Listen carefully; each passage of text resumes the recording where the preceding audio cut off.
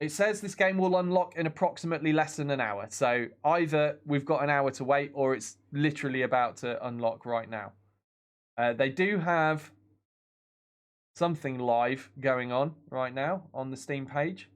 Although it's just showing a background picture. There's nothing really happening there.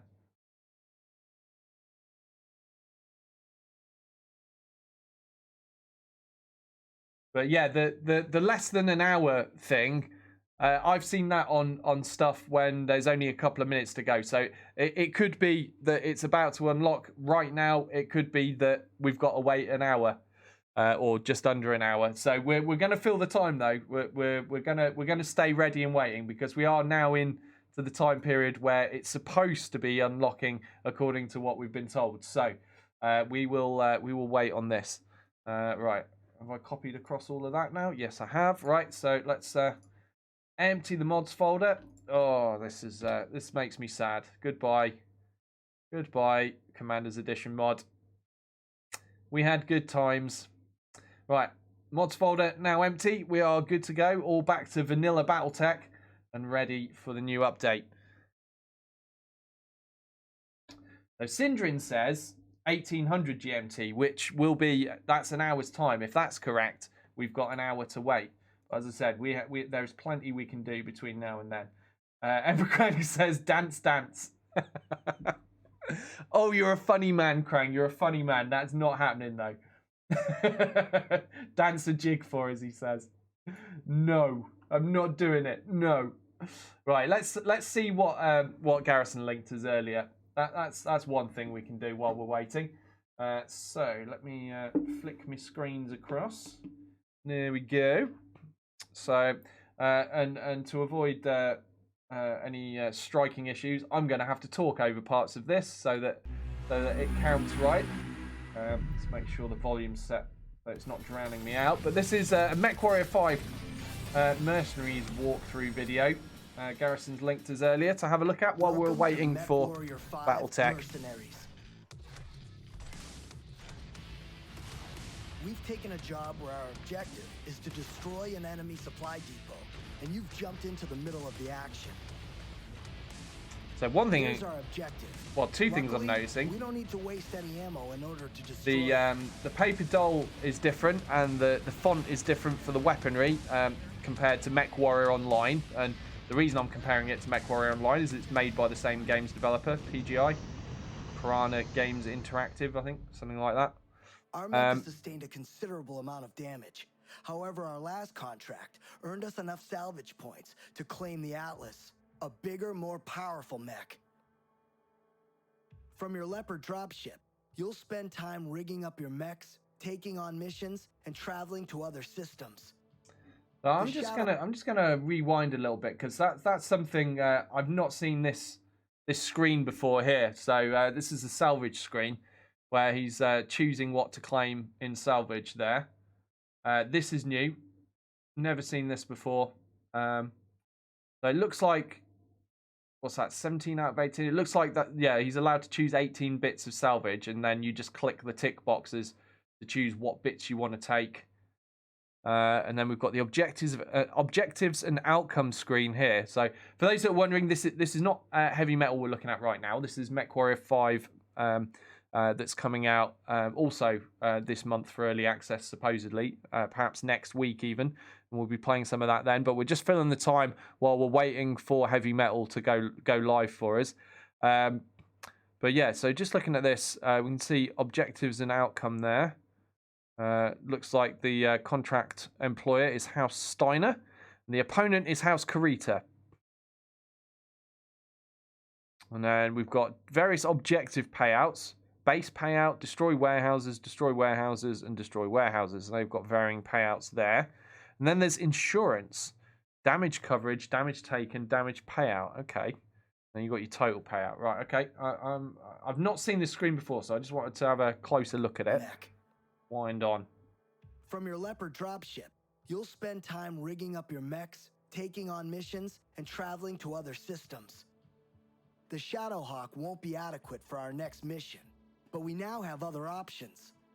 Our last outing was a success, so let's spend some time with our new Atlas and see how we can improve it. Okay, gonna pause there as well because this is new. Gotta say, this inventory looks a little bit ugly to me, but you know, it's just cosmetic. Hopefully, it's easy enough to use. But we are now seeing, at least for me, the first time seeing the loadout slots, and so it is more restrictive by the looks of things than MechWarrior Online. So you've got a large ballistic slot in the right torso, large missile slot in the left torso, large energy slot in the right arm. So I assume there will be, you know, medium and small slots as well. So there will be certain mechs you can't put things in. So I would guess a large ballistic slot allows you to fit an AC-20. It looks like he's about to drag one of those in. So if you've got something that's only got a small ballistic slot, then you're not going to be able to drag an AC-20 in, even if you've got the tonnage. So it's going to be a bit more restricted by the looks of things in terms of how you can kit your mechs out. I don't know if I'm going to see that as a good or a bad thing or not yet. We'll have to wait and see when we get to play it. Fortunately, we salvaged a level 5 burst fire ballistic weapon from a downed enemy on our last contract, which we can now equip. The Atlas has gone through some rough treatment. Repairs will be needed before taking it out. While our mech is in the shop, let's make it stand out. We can apply a custom paint job. Okay, so you can paint your mechs. That's good. Obviously, we could all do that in MechWarrior Online as well. They have changed how that looks for this game, and getting the colours you want looks easier with this system here, rather than having all the individual paints that you had to buy in MechWarrior Online. Well, you didn't have to buy, but you know, if you wanted certain colours, you'd have to get hold of them. So you've just got a colour palette there, which that looks better. Don't really agree with this paint scheme. That is hideous. What is he making here? The primary, secondary, and tertiary. But yeah, you've got the three color options: primary, secondary, tertiary, standard. Same as we have in BattleTech. Same as they had in MechWarrior Online as well. Let's go see Rihanna to see if she's got a new contract for us. The star map is where you'll have access to the... I am struggling to take the voiceover seriously, though, because it's like, this is really super exciting stuff. I'm going to keep talking like this, just so that you're all really excited about what I'm showing you. No, just talk normally, mate. There's no need. Missions in MechWarrior 5. The areas outlined in red are conflict zones, where the factions wage war. It is here that the most lucrative and dangerous contracts can be found. Distonitis says Paradox release stream just started. Hang on a minute. Sorry, MechWarrior 5, you're gonna have to wait. You're gonna have to wait. Let's see. If I go to the Steam page for BattleTech, they might have it there as well. So, yeah, looks like it. Because once upon a time we were independent, and I used to push the button myself. Yeah. Like, all right, here we go. Ready? 3, 2, 1, 2, 1. I'm not doing it. And then nothing happens, right. You know, and you're just I guess some bits flip somewhere. And, it's that Han Solo thing where you hit the Millennium Falcon, make it go. And then you refresh the webpage. Yeah. Although that was Kickstarter. Well, yeah. By the way, real fast, while we here and while I mentioned Kickstarter, we could not be here today if it wasn't for the Kickstarter backers that helped That's us 4 years ago. Jeez. Was it really 4 years ago? Jeez. Yeah. Wow, that's ago, gone fast. Kickstart this game back when we were little old harebrained schemes and not part of the Paradox family. So this is a long road for us, and we're really excited to finish out our season pass. But celebrating this, we really have to celebrate the fans who got us here in the first place. So, cheers, l'chaim, to you. I should have had a cup now with something to drink. Where's your pre-pro? Oh. You wanna point out the mugs that we're using? Yeah. These mugs were given to us by Bardstock. These are official. Not official. These are absolutely unofficial BattleTech. Well, what's cool about it is it doesn't say anything about BattleTech on it. It says project financing by Comstar Bank, the trust of humanity. Yep. Comstar is sort of like the... They have Comstar mugs. Nice. The religious AT&T of the BattleTech. So, wow, I can't believe it's actually 4 years ago that We kickstarted What do you want this. to do, Jimmy? You want to do some crime? That's gone really quick. I mean, we probably should check out the new mechs first, right? Whatever. I mean, sure, yeah. Whatever you want to do. Mitch sounds super excited already. It's just one of the Yeah, main can you believe it's 4 Sure, years? you're gonna get Yeah. technical. Hey, click your mouse and drag it around. a Gecko little says he bit. wants a Yeah, Battletech let's turn that t-shirt. Annihilator. Oh, Yeah, look I've, at that new feature. I've got an NGNG shirt actually with a You think this Timberwolf mech on is it. stupid looking, I should have worn right? that today, shouldn't I? It's not that Thinking it's about stupid it. looking, Get a it's Mech like, it t-shirt is- on for Happy Mech don't Day. Designed by I don't want to HR get us Giger. into like IP trouble, but like it is a Geth. It is a Geth. Oh, for Mass wow. Effect. Like it is. Wait. We're not in IP trouble. They're in IP Oh, trouble. Oh, 35 no. years. Bring it. Don't, Oh, don't, boom. All right, here we go. don't put That's this on right. me. Yeah, Uh. you get your lawyers and I'll get Paradox lawyers. I will say like it is just it's so big on the battlefield, and if you can take one down, like it just Infernals. A Clanner shirt. It's a nice looking mech, the Timberwolf Infernal. Come on, even you've got to admit that. It's aesthetically pleasing. A little over. Where are you? I can't see your mouse. So you see the components, the weapon systems and stuff on the Annihilator in the lower right. yeah it's Yeah, on the yeah, center torso. Yeah, the very Yeah. top one. Right. You see that? Yeah, you're getting closer. I think I can't see your mouse You cursor can't see me? to the right. That's painful to watch. He's trying to mouse over and find the thing. Oh, that's taking ages. But yeah, so they're looking at the Annihilator right now. And of course, those of us that have been playing modded Battletech for a while, we already know the Annihilator.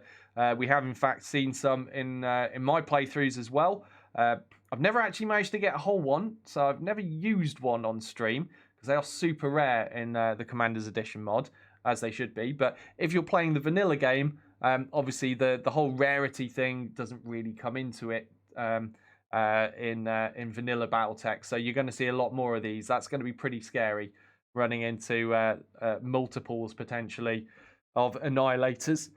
Excuse me, in Battletech missions. So yeah, that could get pretty scary. And of course, the stock loadout is packing 4 AC-10s and I believe 4 medium lasers as well. But once you get hold of one for yourself, you can start kitting them out however you like. I believe they have, is it 5 or 6 ballistic hard points on it? We'll see when he stops looking at the BSC system. But I assume just as they've explained before, they'll right now be explaining how that works. But yeah, so 5 ballistic hard points, 5 energy hard points, 2 support hard points on that Annihilator. Right, now they're looking at the Bull Shark. So I'm going to shut up for a second so you guys can get a good look at this, because this is brand new, newly invented mech. Is the trailer live yet? Has that been put up yet? Or No, does I that think the live? trailer comes out at 10. Okay. Yeah. This Our features time. prominently in the trailer. You'll Yeah, look forward yeah, to yeah. seeing. This Yeah. one's called the Bull Shark. Would you do me the courtesy of hitting the refit button, please? You want to refit it? No, but I'm. You just no. want to check You know, at the everything bottom, out? there's a new button that says View Mech. Ooh. Bottom says, now hit camera 2.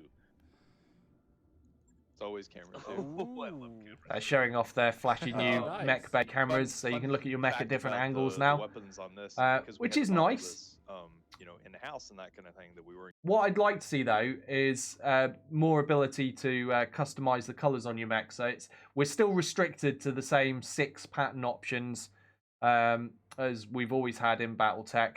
But at least you can get a closer look at what those patterns look like now from the various camera angles. Camera 2 does seem to be a good one. That appears to be Mitch's favorite at least. But yeah, it's. I would like to be able to paint my mechs more. Maybe one day we'll get a mod someone will make that will allow us a little bit more freedom for painting the mechs. But this doesn't look too bad. I mean, the Bull Shark, pretty decent looking mech. Nice big chunky mech. And worth noting on that, 4 ballistic hard points, 4 energy hard points on it. I did see a stream they did where it had 6 ballistic hard points. I saw that because I was thinking, wow. That's a lot of ballistic hard points. That would be awesome to play with. But it looks like it's 4 on this. So whether that was a different variant of the Bull Shark or whether they decided to change that before release, it definitely just now was showing only 4 rather than the 6 that I'd seen on a previous stream. Here we're looking at the Marauder. Of course, again, we've all seen Marauders. It does look like the harebrained Marauder as opposed to the the mod creators version of the Marauder. It looks like the Harebrained one is a little bit more in line with the arms being a little bit straighter. I think the arms were a little bit angled out on the modders version of the Marauder. But aside from that, the model still looks very, very, very similar. You can obviously still tell the modded Marauder and the official Marauder are the same thing. Although the weapon hardpoints look a lot better on Harebrained's version, as you would expect. They're all nicely, properly coloured. Looking forward to getting my hands on that. And that's the standard Marauder 3R there. They're also they're hovering over the Warhammer now. I assume they're going to click on that any moment. Distonitis says, give me that BSC with 2x Gauss and some cool shots. Oh, yeah. Oh, yeah. We're going to be able to stick Gauss rifles in stuff. Yeah. Also, the Annihilator. Like, cram that full of Gauss rifles. That's going to be a whole lot of fun as well, isn't it? I reckon you'd be able to get 4 of them in. Flaky says, yeah, I prefer the arms angled out. Yeah, I think I do as well, Flaky, on the Marauder. I think it looks a little bit kind of, I don't know, a little bit awkward, like with the Marauder with the arms like that, as opposed to kind of out a little bit. But, you know, obviously Harebrained have decided this is the version they want to go for. And it's easy enough for us, or it will be easy enough for us to just mod in the mod created Marauder if we prefer the look of that one. In the future, so you know we'll have the option there, won't we, to use that. But yeah, it does look at it's a little bit weird with the arms being quite so straight. Yeah, I'm with you, Flaky. I think Zaka says I want to combine Mad with Cat. Oh yes. I mean, I do wonder if one day they will get around to putting clan mechs into this, or whether that will come in a sequel. Whether they'll make a Clan Invasion sequel to BattleTech in the future. We'll have to wait and see, won't we? I mean, all we can do is continue enjoying the game, playing the game, and supporting Harebrained by buying what they put out. And as Mitch always said, you know, all things are possible in the future, you know, depending on how things go. So we'll see what happens. Looking at the Warhammer there, iconic mech. Very good looking mech. And yeah. It's a lot of people's favourite. There is actually a ballistic hardpoint. That's worth noting. On their Warhammer, there is a ballistic hardpoint on it. Now, in the mod versions of the Warhammer, at least those on Commander's Edition that we're used to playing with, there are no ballistic hardpoints on those Warhammers. That is not the case on the official Harebrained one. It does have a ballistic hardpoint. Now we're looking at the Archer. Yeah, this is the Archer 2R. This is pretty much what we're used to. Yeah, I think it's the same hard points we're used to in the modded version. 4 energy, 2 missile. Oh, in fact, no, I think it's we have 3 missile hard points on the 2R in Commander's Edition, so it's got 1 less missile hard point by the looks of things. But I have also seen they had the 2S variant in, which is the Steiner variant, so one would assume there are perhaps more variants of the Archer in there as well as that. But the Steiner variant, that has 4 missile hard points, the 2S version of the Archer. So there are Archer variants that will be able to fit more missiles in than this one. It's looking pretty good. Right, it has fists, so Punchy McFisterson. yeah. While we're here and we're talking about these things, Young Yimmy, the other thing is that each one of these mechs, all the new mechs, whether free, whether it's the Warhammer and the Marauder in the free update 1.8, or the 8 other mechs that are in heavy metal, each one has a unique piece of equipment that is inherent to that mech, and by inherent, well, Ryan will tell you what that means. So yeah, we've already heard this before. Each one of these new mechs has a piece of equipment that is unique to the mech chassis that gives extra effects. And they've already talked about this before and shown it. And you know, each of them has a different thing that it does. So you'll have briefly seen the Archer had something called a missilery suite, which improves its. I think it improves the damage and it improves the stability damage or something of the missiles. Each of these has a different thing though, so yeah, it does give the mechs more of an individual feel. There's the Lance command pod, as you see, for the Marauder. The Warhammer has optimized capacitors, and they all do different things. There you go. Plus 20% energy damage in the Warhammer for that optimized capacitors they're showing us right now. So that's kind of cool that they've added the individual things. So it's just a different way of going about things. But of course, we're all used to Harry's quirks in Commander's Edition. And that was already, at least in the mod I play, that was already giving the mechs a different feel to each other, a different flavor. From mech to mech, thanks to those quirks. And I really liked Harry's system. Harebrained have gone about it a different way. They've made it a component that gives mechs certain kind of quirks. And you know, there's nothing wrong with that. It's cool enough. Although I think I will say, I'm looking forward to when Commander's Edition is up and running and compatible with Heavy Metal, because I'd like to see, you know, the combination of the two, see how that works, or possibly even just see it go back to the quirks the way Harry's done it. I don't know what he's going to decide with that yet, but we'll have a play with Harebrained's version in the meantime. It might not be so bad, but yeah, they're showing off the Mystery Suite. Oh, well, that was it. So it's plus 75% SRM stability damage and plus LRM clustering. So the missiles are going to hit tighter, and the stability damage is going to be higher. I think this is a crazy value. I think that's absolutely insanity. Hopefully it's not going to stay that high, because stability damage is already pretty OP in the vanilla game. And it's obviously something that gets nerfed in the Commander's Edition mod to make it a bit more balanced. But in the vanilla game, it's overpowered stability damages. So being able to get hold of something that makes it even more overpowered, 75% extra overpowered, is absolutely bat crap crazy, let's say. Not sure. Well, I am sure that I definitely don't agree with that design choice if that's the case. But again, you know, anything that we see in this mod that we think, well, that's a bit crazy, the balance isn't going to work out on that, I'm 100% faithful that Harry will once again be our savior on balance, and he will tweak and change and make it better. So I'm that's why I'm looking forward to seeing the next version of Commander's Edition that will be available. So he's looking at the Rifleman right now. So the Rifleman comes with a plus 100 meter view distance module that also gives -2 recoil and reduces the range penalty. So I have already heard them talk about that. You cannot stack that with a rangefinder module. You can't add one into the head on top of that. So the answer is no, you can't take yourself up to a plus 200 meter view distance. That's not possible. So this occupies the head slot. You can't put anything else in the head. So it's just the equivalent of, it's got the best rangefinder type as standard in the Rifleman mech. You can't improve upon that.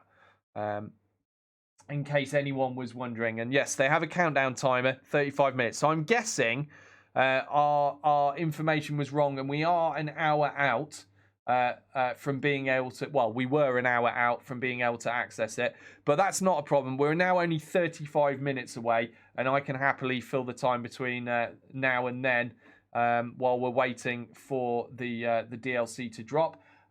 So yeah, I'm just checking my my list. It's still not there in the downloads list. So as soon as it is, it will start downloading automatically. We're set to do that. And in the meantime, we'll just keep checking out this this stream here and now, and talking about what's going on their launch stream. Let's go to the Heavy Metal page. Oh, there we go. All right. It already jumps a lot, and we've made it to where if you execute a jump with it, it'll deal out a little bit more damage, because with it Black Cat says you could probably spend 35 minutes cleaning up your download list. Yeah, probably, Black Cat. Thanks for that. Well, you know, you clean it out and it fills up again. It's a waste of time. It'll manage itself. Infernal says, I'm getting livid from waiting. Yes.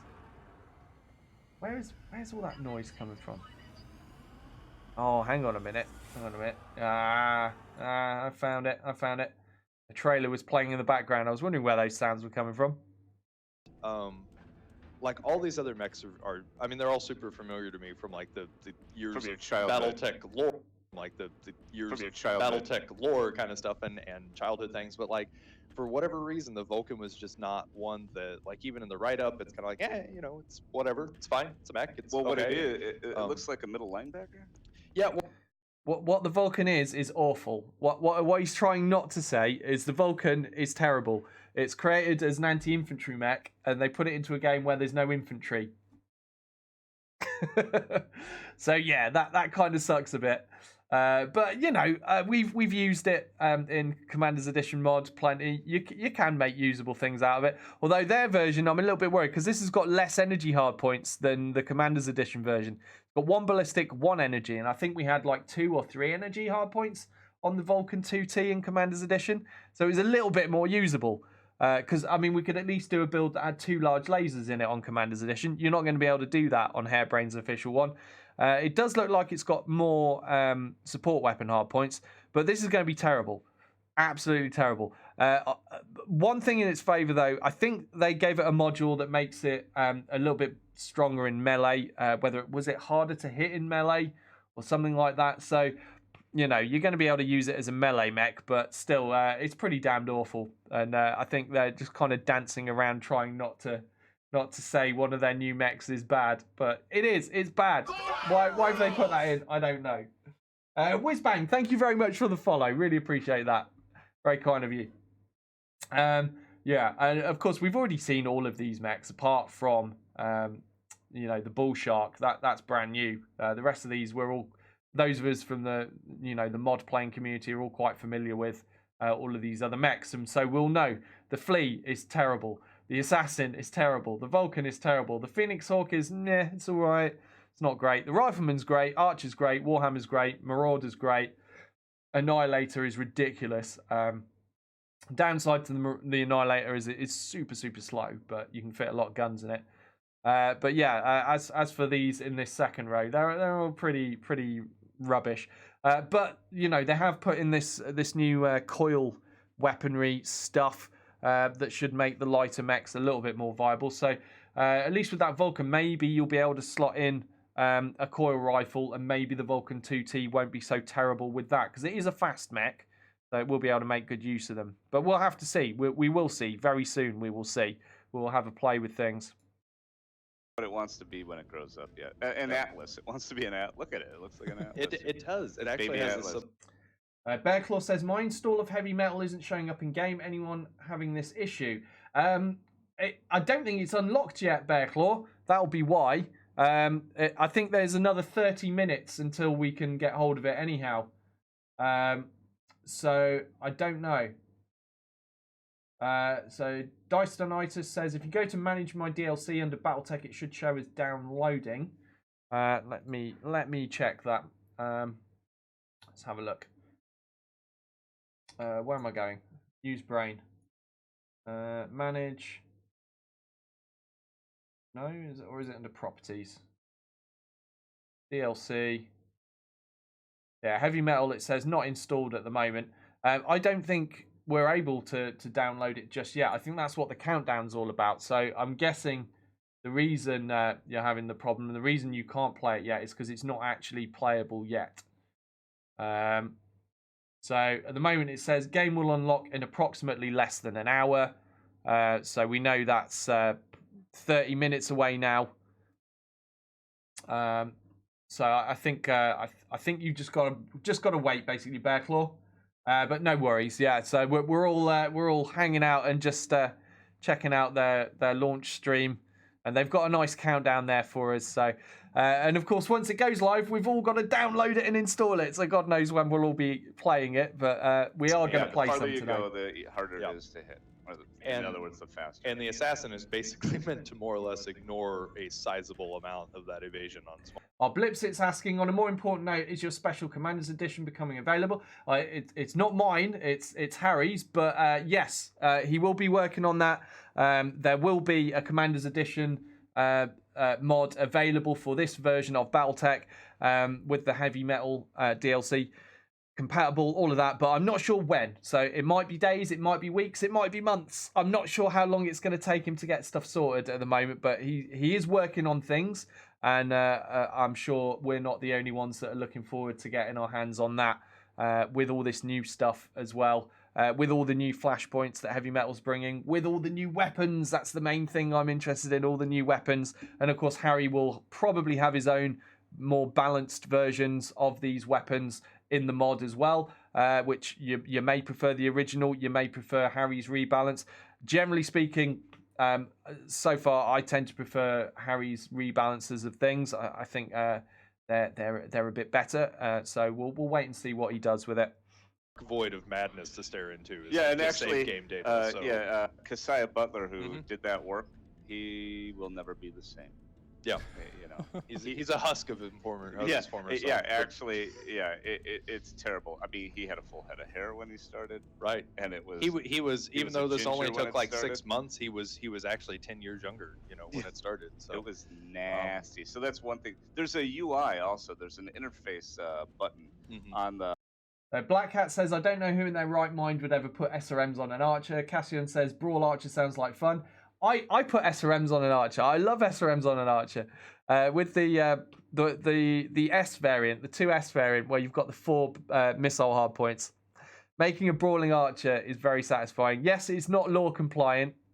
Of course, it's going to upset those that are purists on the law, but it works really well. It's a real hard hitter, and it plays into the massive melee damage that the archer can do as well, because the archer is one of the hardest punching heavy mechs. It might be the hardest punching heavy mech. We'll see how it is in Hairbrain's version, but at least in the mod it was. So, having it set up for brawling works quite well, because, when you need to cool down, you're already close enough as a brawler to just run up and punch the next target in the face and do huge damage. So, yeah, I do like going non-canon with archers and making them into brawlers as opposed to just support mechs. keep throwing that one out there. you Yeah, know. he's actually in the Urano source book published by Catalyst Game Labs. But he did most of the work, pretty much all the work on the dynamic enumeration stuff, which is the fancy way of saying that, when the game first came out, there's a lot of things like factions, ammunition type. I don't know. There's several other things like that that are essentially like kind of hard coded as an enumeration in the code. And so he basically did the work to allow it to where you can edit just a text JSON data file that says I want to add these new types, and then the code will look to that and build new enumerations out of it. So that unlocks the ability to more robustly modify some things like that. So I kind of feel that there's sort of like 3 prongs to what the mod support does. There's what we've kind of talked about as the official mod support, which is again the infrastructure of like there's a menu that allows you to look at what mods are in there. There was the work on the save game kind of thing. Then there's some other behind the scenes sort of stuff like the dynamic enumeration. I believe we've included a little bit of documentation in the files. That's going. Yeah, it will be in the files, and also today. At some point between planes, actually, I think Eck is going to post on our forums his little like a how-to dev diary kind of thing. It's not quite dev diary, because it's really like it's kind of technical. Like I tried to read it. Yeah, that didn't work. Yeah, there were words there. And then I think the last thing is that there are some things that we have worked on to get the new content that's in that have actually added or exposed new hooks that people can work on. So for instance, like the addition of the coil, there's a new attribute that's in the status effect system to get that to work, and that's just one of a good handful of examples. So. We didn't give you mod tools. We opened the barn door wider. Yeah, is that right? Yeah. Okay. And put some bungee cords on the side so it doesn't swing back in. Wow, look at you. Yep. You have taken your vitamins this morning. All right. So they were just talking about what they've done for mod support, which is kind of interesting, because they were going to do a stream on that the other night, but the main guy for it was unavailable. I think his kids were ill or something, so they ended up waffling about other things instead, and I was hoping to learn more about the mod support they're giving. But one thing that was said is Mitch said, the idea with that is that every time they bring out an update to the BattleTech game, it shouldn't be breaking people's mods every time anymore, because those of us, and there are many of us that play mods for this game, that is the biggest pain in the butt, isn't it? I mean, the last one, for those of us that play Commander's Edition, that was a huge one, because Harry, I think he just put out the latest version of it, and then it was like the next day Harebrained put out an update to BattleTech, and it made the the release Harry put out obsolete a day later, which is very, very frustrating. And then, of course, we've had to wait. All we've had since then is the test version for 1.6.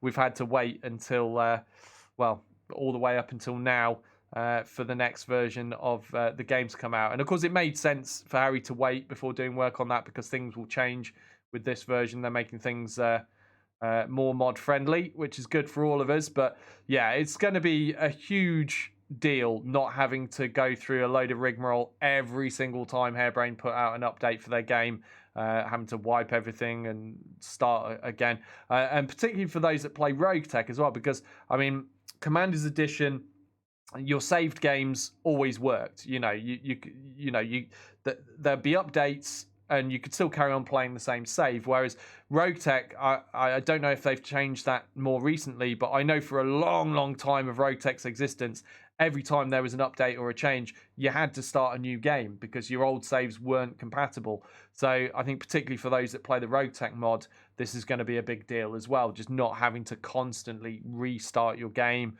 And because that's a huge mod too. Some of us, we don't want to just play tiny little bits of the game over and over again. We want a really, really long campaign we can just keep going forever, without having to play rollback versions of BattleTech and this, that, and the other, So those changes to the mod, the way mods work in BattleTech, to allow us to, not have to have things broken, not have to, redo mods every time, should be pretty awesome. Assuming it works as intended, that is. Over the table. One. Yeah, there you go. All right, there's your sense of scale right there. And don't forget there's dudes on the scaffolding. Yeah, and Syndrin making a good point there. He says the main advantage of mod support, if this is going to be like other Paradox games, is that you can easily turn mods on and off as you see fit. Let's hope it works like that. You see, I'm hoping it has the standard Steam Workshop thing going on with it, where you've just got the subscribe button or click again to unsubscribe. I don't know if it's going to be exactly like that or not. We're waiting to find out, but if it is, that's going to make things so much easier for the end user. And Devil Dog, thank you very much for the follow. Really appreciate that. Very nice of you, and welcome to the stream. I'm just hoping it's going to make life easier for those of us that want to mod. Also, I think I mentioned yesterday, there are going to be people out there that at the moment don't mod BattleTech because it is a complicated process for some people to get their heads around. It's not the most straightforward, getting the mods installed and working, at least not for everybody. And having it be an easier system, if it is done through the Steam Workshop where you can just hit a subscribe button, that will open the mods up to so many more people. I hope that is how it's going to work. We will have to wait and see though. Yeah, Devil Dog says, just waiting for Heavy Metal, and hello all. Yeah, we're all waiting for Heavy Metal. 20 minutes to go. It's counting down, and we're just kind of half watching the launch stream by Harebrained at the moment. We've got Mitch there, as ever. And they're just talking us through the mechs. It's stuff we've seen before, so I have talked over a lot of it. We are familiar with the mechs. They've streamed and talked about that stuff before, but now they've gone to the contracts, so perhaps they're saying something new. I'm going to switch them back on now. That sounds like a real thing. I have you. Oh wait, we can. Well, and you also have the bull shark. And wait, yeah, I just realized. Like, oh my god, a 2-skull! I'm thinking about I'm starting a new campaign. Right, exactly. I'm in that mindset. It's like, yeah, you have an annihilator and a bull shark. Yeah. Go ahead. So Mr. Moon Prime says, I don't mod BattleTech, so this would be a welcome change. Yeah. And I'm sure you're not alone. I'm sure there are a lot of people out there that don't mod it just because it's tricky to do at the moment. And believe me when I say you have been missing out. Like all of you out there that haven't been modding this game so far, you've been missing out. The rest of we have so many more toys to play with. So many more mechs. There are so many, and really it opens the game up. It's so much more fun. And of course there's the full Inner Sphere map as well, which both Rogue Tech and BattleTech Extended Commanders Edition mods. Both of them have the full Inner Sphere maps. There may be other mods out there as well that also use the full Inner Sphere map. I don't know if there are. Sorry for not mentioning you. I just don't play your mods. But yeah, having that full Inner Sphere map, having all the extra mechs, for those that like a true sandbox experience, for those that are into Rogue Tech, having access to pretty much every piece of kit ever conceived in BattleTech, having all of that stuff. More toys equals more fun generally. But I prefer the Commanders Edition mod. I think that's the best balanced mod out there. It's a fair and balanced game system. It doesn't have as many toys as Rogue Tech, but it's my preference. So if you haven't tried Commanders Edition, give it a shot. Pull into this thing. Well, let's pull in the bull shark, right? We got to show that. Yeah. Right. And especially if there's a bunch of fleas in it, that would be awesome. What else you want to show? I don't know. They're all fun to play with. Oh, the Marauder, a free one. That might be fun. Yeah, you can pull in the Marauder and the Warhammer. Mm-hmm. Oh. Can I choose one? Yes, of course. Please. I'm gonna take the Assassin because I love the look of the Assassin.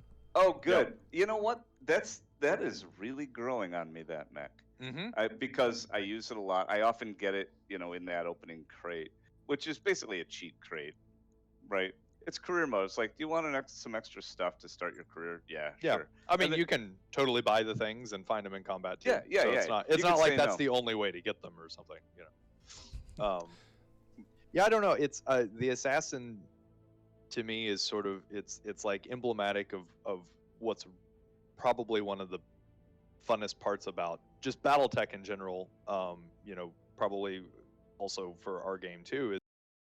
So Redburn was wondering about what Acceptance Sim was, and I also saw that. Let's see if we can back the stream up a couple of minutes, if we can get to that screen again. See if they said anything about it. Is this working? Oh, I think I can only back it up so far. It won't let me go further back than that. Never mind. Sorry about that. Maybe they'll mention it again. I rename my mechs. I do too. So the only time that I don't is and this was also a thing came up on the forums recently, and I highly recommend it, particularly if you have played through the game a bit before and that kind of thing. Is a challenge mode that you can put on yourself is all stock mechs. Oh yeah. Like that is impossible. And you can even just tune it a little bit where it's like you don't field a mech unless it has the stock loadout 100%, or you can only replace items with stock items if they get blown off, stuff like that. And that's an interesting time to play, particularly for some of these things that are. I love it. By the way, my heart started doing a taiko drum a minute ago because we're shipping in 15 minutes. And oh, is that what's happening today? Yeah, and Jimmy is launching the game. This is not like hot code. Right. This is what we're shipping. Yeah. And minus debug stuff. So when you hit begin mission, please, mech warriors, mount up. Let's do this. Are we ready for this? It's just like, yeah, go ahead. Just does it work? Yeah. Wow, that's pretty. We did some work on the Leopard. Pretty. Anyway, Commander, you've arrived at the region where the enemy was last detected. All right. I don't remember why it was, but there was a short period of time where the Marauder had a red headlamp, and so when it was out at night, it was this T-1000, stalking the dunes with this red, something out of the Matrix maybe, but yeah. Okay, so they've got a bull shark out on this mission. This is going to get interesting. We are 14 minutes away from being able to start downloading this update, this heavy metal DLC. I mean, look at that. Look at that bull shark. Look at the size of that. I mean, you knew it was going to be big and chunky from seeing it in the mech lab, but my God, when you see it next to the other mechs in a mission, that thing is an absolute beast. And it seems that they're packing 2 UAC 5s, 2 LBX 10s there as well. That's going to have some crazy firepower, and it did look like it's got ER medium lasers in there too. Just got a quick glimpse of those. So I forgot. Somebody mentioned earlier that they were happy to see the Warhammer had the missile pod on the shoulder. Yes, totally agree. That is how the Warhammer should look. That is where the missile pod should be on the Warhammer. So that's good that they've got that right. Nice to see, isn't it? Looks heavier than the Atlas, says Flaky. It really does look heavier. I mean, it's 5 tons lighter than an Atlas. I believe this is a 95-ton mech. Obviously, we know the Atlas is 100 tons. But it does look like it's heavier, doesn't it? I mean, it's just chunkier, fatter, bigger in every way. So, yeah, it looks like an absolute boss. Why have they got an assassin? Why would you choose an assassin? When you have all these options, why take an assassin? Yeah, I'm not a fan of the assassin mech. It's absolutely terrible. Absolutely terrible. And of course, in the Commander's Edition mod, depending on what faction you choose as your starting faction, it is a mech that can come up as one of your starting mechs, and it has come up as a starting mech for me. And it's awful. Just awful. There's nothing you can do with it. I mean, I usually just make it a melee mech. That's about the best you can do with it. But yeah, it's a mech. In the lore, it's a mech that specializes in hunting light mechs. But it's not even that great at doing that. Give me a fire starter any day. Good place for you to go. Yeah, like if you do that, you move your. There you go. Yeah, see what I mean? Yeah. Yep. Yeah, Yep. yeah. Yep. Yeah, and I'm not judging whether that's a good shot or not. You can see it's an obstructed shot. That's Yeah. why. Oh, Blipsit's saying, so is mod support coming soon? Only caught a bit of this conversation earlier. Yes, they have said that there will be mod support from here on in. That's coming out with Heavy Metal. As for how exactly that will be implemented, I don't know yet. I'm hoping it, just like other mod-supported games on Steam, that it will just work through the Steam Workshop stuff. We'll have to wait and see. But yes, they are definitely making things better for the modders, and therefore, by the knock-on, it will be better for those of us in the community that play using mods. And the key point that I mentioned earlier, sorry for repeating, but I think it's worth repeating. The key point is that they said when they bring out a new version of the mod, a new version of BattleTech each time, when they update, it should not break all your mods. Because that's an issue we've all been having to deal with for a long time. New version of BattleTech comes out, all your mods are broken. You've got to wait a few days for all the modders to scramble about, fixing things and making them compatible again. And that's a massive pain in the butt for everybody involved. So that's definitely going to be a big positive. Bearclaw, thank you very much for the follow. Really appreciate that. Very nice of you. Does that include Commander's Edition? Blipsit's asking. Yeah, Harry is working on or will be working on a compatible version of Commander's Edition for the Heavy Metal DLC. Obviously, just like us, he has to wait until he can get his hands on the Heavy Metal mod so that he can work with that and make things compatible. But he's done some work in the background, done what he can do in the meantime. And then it will take him either days, weeks, or maybe months to get caught up, as he does, virtually everything himself these days. But he's working on it, and we will get an updated version of Commander's Edition that is compatible with Heavy Metal. So very much looking forward to that. I don't know if Harry's around right now. No, he's not around at the moment. Maybe he's sleeping. Maybe he's working on stuff.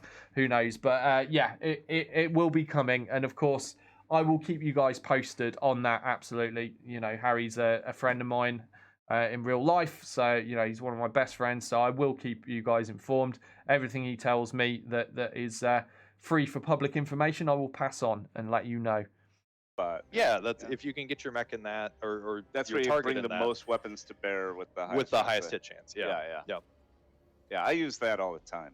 So Bearclaw has said the update started. Sarge is all capsing at me. Doyle, update started. Right, let's have a look. I bet mine hasn't. Yeah, no, mine is not there. Right, let's just wipe all of these out. Let's make the list a little bit easier to see. There you go. See, that didn't take 35 minutes, did it? No, it's not there. Not there yet. Go to the store.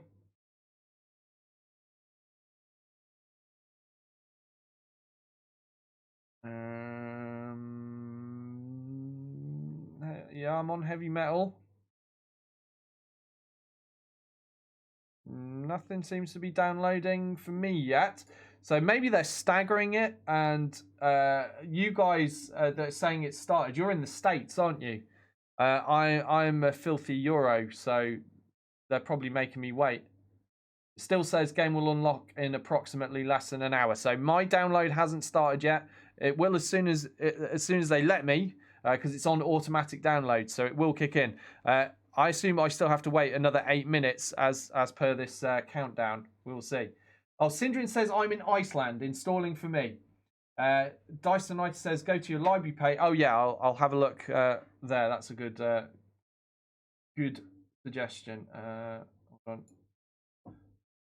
Says update queued.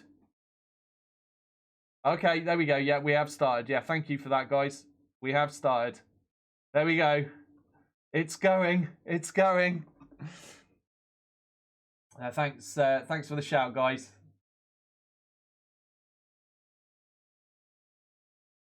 Azaka says Doyle, the delayed chat reader. Yeah. Thanks, Azakis. He says my update will finish in 1 minute. My God, that's quick. No, I know you're in Poland, aren't you, Azakis? So for me, we're on 0% still, so still going to have to wait. But it is downloading. You can see there. It's well, at least it's trying to download. It's starting the download. So fingers crossed we will have this soon. So while that's happening, I'm going to have to wait for that. But I'm just going to quickly go back to this MechWarrior 5 trailer. So we'll watch that for a couple of minutes while that download happens. Where you'll hire pilots, purchase new mechs, and undertake the largest repair jobs. A new mission is going to take us to the planet Xinjiang, far enough away that our Atlas will be primed and ready by the time we arrive. Yeah, everybody's saying they're getting it now. The hype is real. So excited. Yeah, put some Speedo hype in the chat. There we go. Our mission objective is to take out an enemy aerodrome, then raise their fortress to the ground. In MechWarrior 5, you'll fight helicopters and tanks. Is little William But the excited? real threat are other Are you mechs. excited for Heavy Metal William? You'll have a diverse arsenal at your disposal, including missiles, ballistics, and energy weapons. Hello, young man. Hello. There you go. Oh, William's not too excited about Heavy Metal. He's asleep. Hello, little boy. Okay. What about MechWarrior 5? Do you like that? This is a good boy. Having a Now little that sleep, that's little taken man. care of, we can head toward the This is our fortress. newborn. and tear What it is he down. now? 5 weeks old? Little William. He's a good boy. He's a stinky boy right now, so he's going to go MechWarrior back to 5 his mum. Features huge destructible environments. Use it to your advantage. He's definitely Clear yours. dense areas to get a line of sight, Already pooped flank, on it today. and outmaneuver your Michelle said enemies. he's already pooped on it Blast your today. path through the Excellent. battlefield. That's just a little glimpse of the kind of action you'll experience in MechWarrior 5 Mercenaries. Okay. So play it December the 10th. They did say it will be out in the end of November. We'll be able to play it at the end of November. But we'll see if PGI manages to stick to that. And of course, I will stream MechWarrior 5 as well as soon as that's available. So where are we at now? So, right, we've got 183 megs of the update so far. This could take a little while. It's still not telling me a time remaining, so we're going to have to wait a bit at least. Sindrin says, oh, a mini Doyle, how cute. Yeah, little William.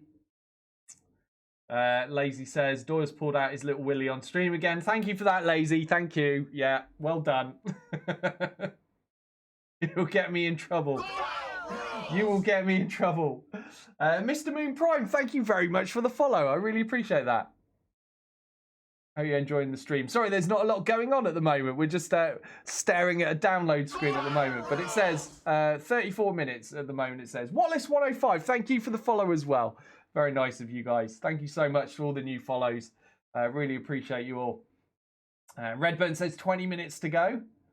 How long ago was the original MechWarrior 5 video, says Redburn? Oh my god, long time ago, I think. Long time ago. Many moons ago. Azakis, have you got it? Have you got it already? So Azakis is firing up his Polish stream soon. So if any of you guys are Polish language speakers, check out Azakis. He's going live with Heavy Metal any moment. His is downloaded already with his super fast internet. Mine, not so much. We're gonna have to wait a little while. Hey, Bellator Mortem, good to see you. How you doing? Hope you're doing well. We're all looking forward to getting our hands on Heavy Metal. So Zaki says, yep, just making test start. If it works, then I go. So yeah, if any of you are Polish language speakers, check out Azakis on Twitch. He's about to go live doing some Heavy Metal streaming. And he's already promised some Rammstein as well in the background. So yeah, proper Heavy Metal music to go with the Heavy Metal stream. Let's have a look. Don't think nobody's gone live with it yet. So Azakis might be the first.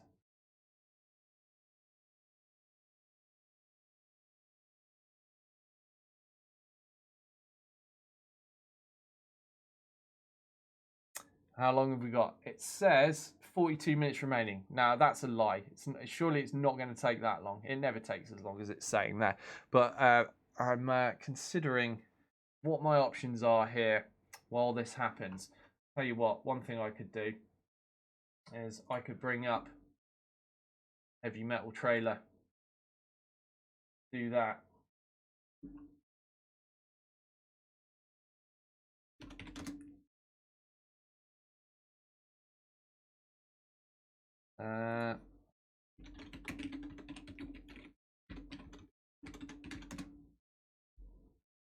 There we go. So this was that was from 2 days ago. So yeah, I saw that one from 2 days ago. But I want the trailer. The first one they put out. Where is that? Official announcement trailer? I think it was this one, wasn't it? Yeah, that's a month ago.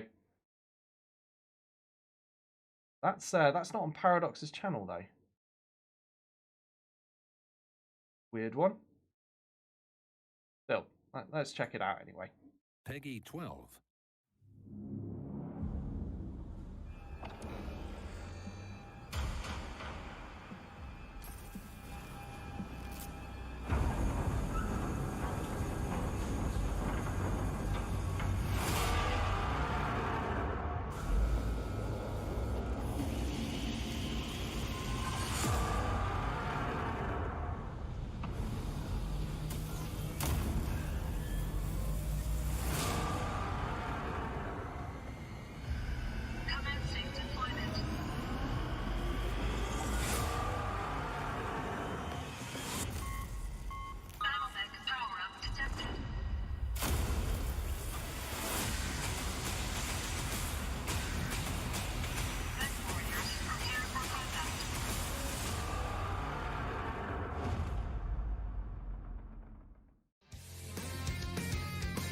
I hope you guys also watched it without.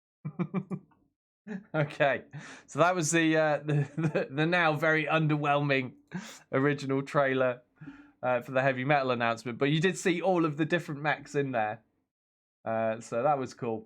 But now we've seen the models. Now we've seen the models actually in game. It seems a little bit less exciting seeing the artist's rendition of them. Now we've seen the actual models wandering about in mission. But right, I'm just going to go to the page again where Paradox are while that's downloading. Let's get their stream up because they were playing a battle, which we can watch while we wait for that download to complete. And hopefully we'll see this bull shark in action. Although by the looks of it, they're already overheating the bull shark.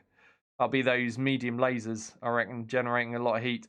So what's the damage of the LBX? So the LBX 10 does 11 times 8 damage. Okay, that's pretty brutal, actually. That's really hard hitting.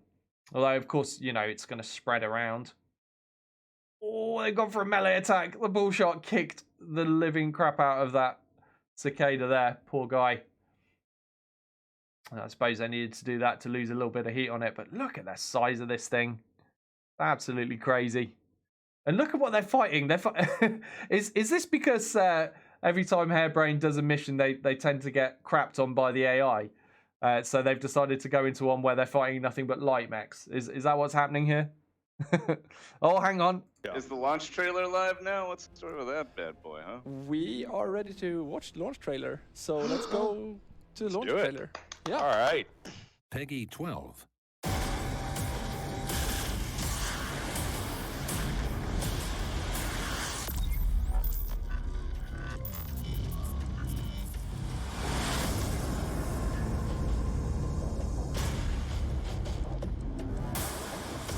Battle.net power-up detected.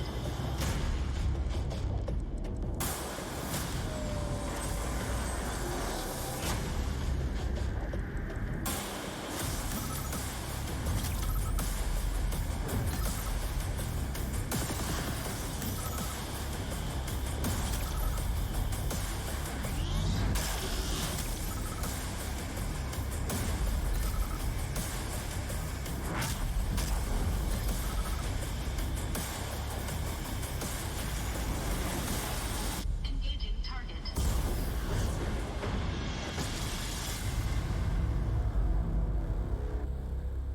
Yeah, that trailer was much cooler.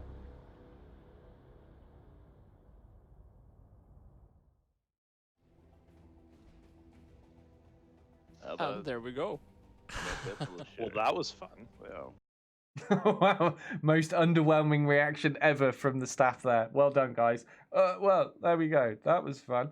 That was awesome. That trailer was much better than the one we just watched. So the very first trailer they put out is what I just watched previously. That's their brand new launch trailer for the Heavy Metal DLC. And that definitely is much more exciting. I like how they kind of zoom in on each mech. It looks like they're being targeted. And you get the little readout. It mentions their special equipment and stuff. So that's really cool. And you do see the actual models in the game now rather than an artist's kind of impression of them, which is pretty sweet. But I'm hoping to see them actually fire the guns on this bull shark while we're waiting for Heavy Metal DLC to download for me. I want to see this bull shark fire. But they're all sitting there with their arms crossed at the moment. Come on, do something. Dance for us. Dance, monkeys, dance. Funny when you're on the other side of that coin, how your priorities change. A little. oh yeah. Actually, There we go. No, we've been saying that we're sitting in the basement in this new building, but we're really not because we're on level 1. But everything else in the company is just in the top of the buildings. It feels like Oh, the yeah. basement anyway. So How are your new digs? Liking it over there? yeah, it's really nice. Good. We should make like a movie to just show off the office so people can see because it's really sweet right now. Like one of those steady cam walkthroughs where you're. Yeah, exactly. Yeah. Well, our office is weird. It's like you could actually there are places to sit now. Yeah, that's strange. Like we actually have places to sit. That oh man, running an indie game studio is so fun.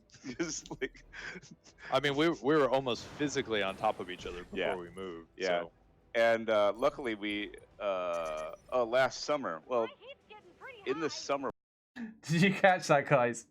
That jump with the assassin that's already super hot in a hot environment using jump jets and then just overheating the damn thing. Come on, guys, learn to play your damn game, please. Right, we're going to see the Marauder fire at the Spider 5K. Yeah, for those that aren't sure, this is not me playing the game. This is me watching the Harebrained guys playing the game, or possibly the Paradox guy playing the game. It's his hands I can't see. I think maybe this guy here is playing. But he's playing badly. Just saying. Right, so I want to see the Bull Shark fire. Come on. They're in Initiative Phase 2 at the moment, so that means the Bull Shark's coming up next. Warhammer's going to shoot at the spider.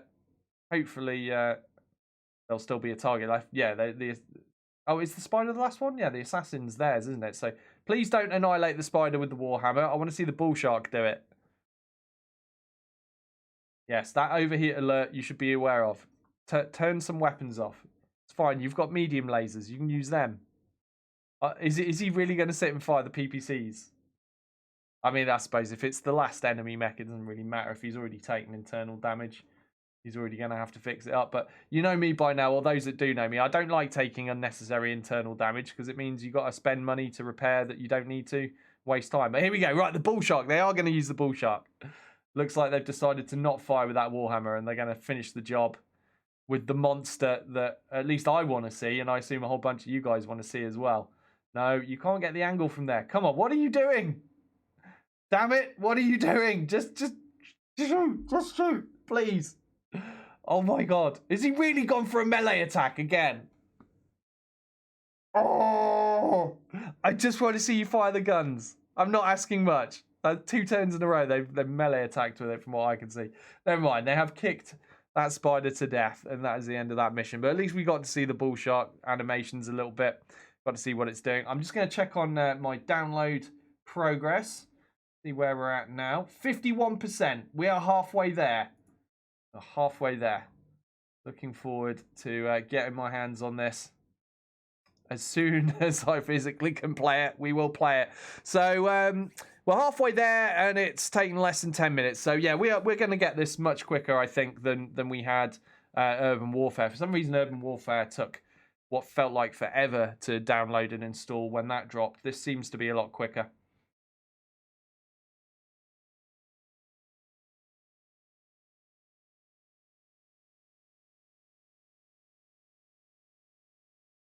So yeah, it looks like the biggest thing they fought in that mission was a Shadowhawk. They're really pushing the boat out on the difficulty there for that mission, considering they're walking out with a 95-tonner, a 75-tonner, a 70-tonner, and yeah, well, a 40-ton assassin as well. But the biggest thing that their opponents had was a Shadowhawk. At least they managed to win this mission, though. Would have been even more embarrassing for them if they'd lost to that, I suppose, wouldn't it? But with that bull shark could have taken on that entire enemy lance on its own. Easily. Yeah, you're damn right, Gecko. They are. Right, let's see what they're saying now. Available. But that's the only... Yeah, there wasn't really a thing that was cut. I mean, we kind of put in everything that we planned on doing. Yeah, we went for it. Wow, look at... Okay, no, I've got to talk about this. Look, you see, look at all that. They've got to repair all of these because they're busy overheating the mechs over and over and over. So they're taking all that internal damage unnecessarily. This is why you turn weapons off, guys. You don't need to take this internal damage. You don't need to be doing these repairs. Oh, look, we're seeing a coil L and a coil M there. So base damage of the coil M is 25. The large coil, it looked like the base damage was 35. Only got a very brief glimpse of that, though. But I wonder if they're going to pop one into the assassin. They do appear to be going to the refit. Let's have a look. Let's see if they do. Yeah, repair all your up top, the big orange wrench. Yeah. Yeah. There you go. I would probably just take off the missiles, both the LRM. Okay, so yeah, the coil L produces 70 heat. The coil M produces 50 heat. There is a coil S as well, 15 damage for 30 heat. So this is showing the base damage of it. Obviously, if you move further, those damage rates do go up. I think you know, it can double and triple from the base value depending on how far you move. Now, I missed how much tonnage that was. Did anyone see how much that weighed? I mean, we can at least see the assassin can virtually fit nothing in it, but it has managed to fit a large coil, and it still has tonnage spare, including having maximum jump jets. So they must be pretty damn light. I mean, we assumed they were going to be light, didn't we, those coil weapons, because we know that they fit in fleas and locusts. But yeah, I mean, they did say that the design idea for those weapons was to try to give the light mechs some more purpose, something that they could actually pack that still feels usable in the later stages of the game. But it is worth noting, look at the armor values. You know, I'm sure you've all spotted it, but look at these. Like, who in their right mind goes out with these armor values? Nobody sensible anyway.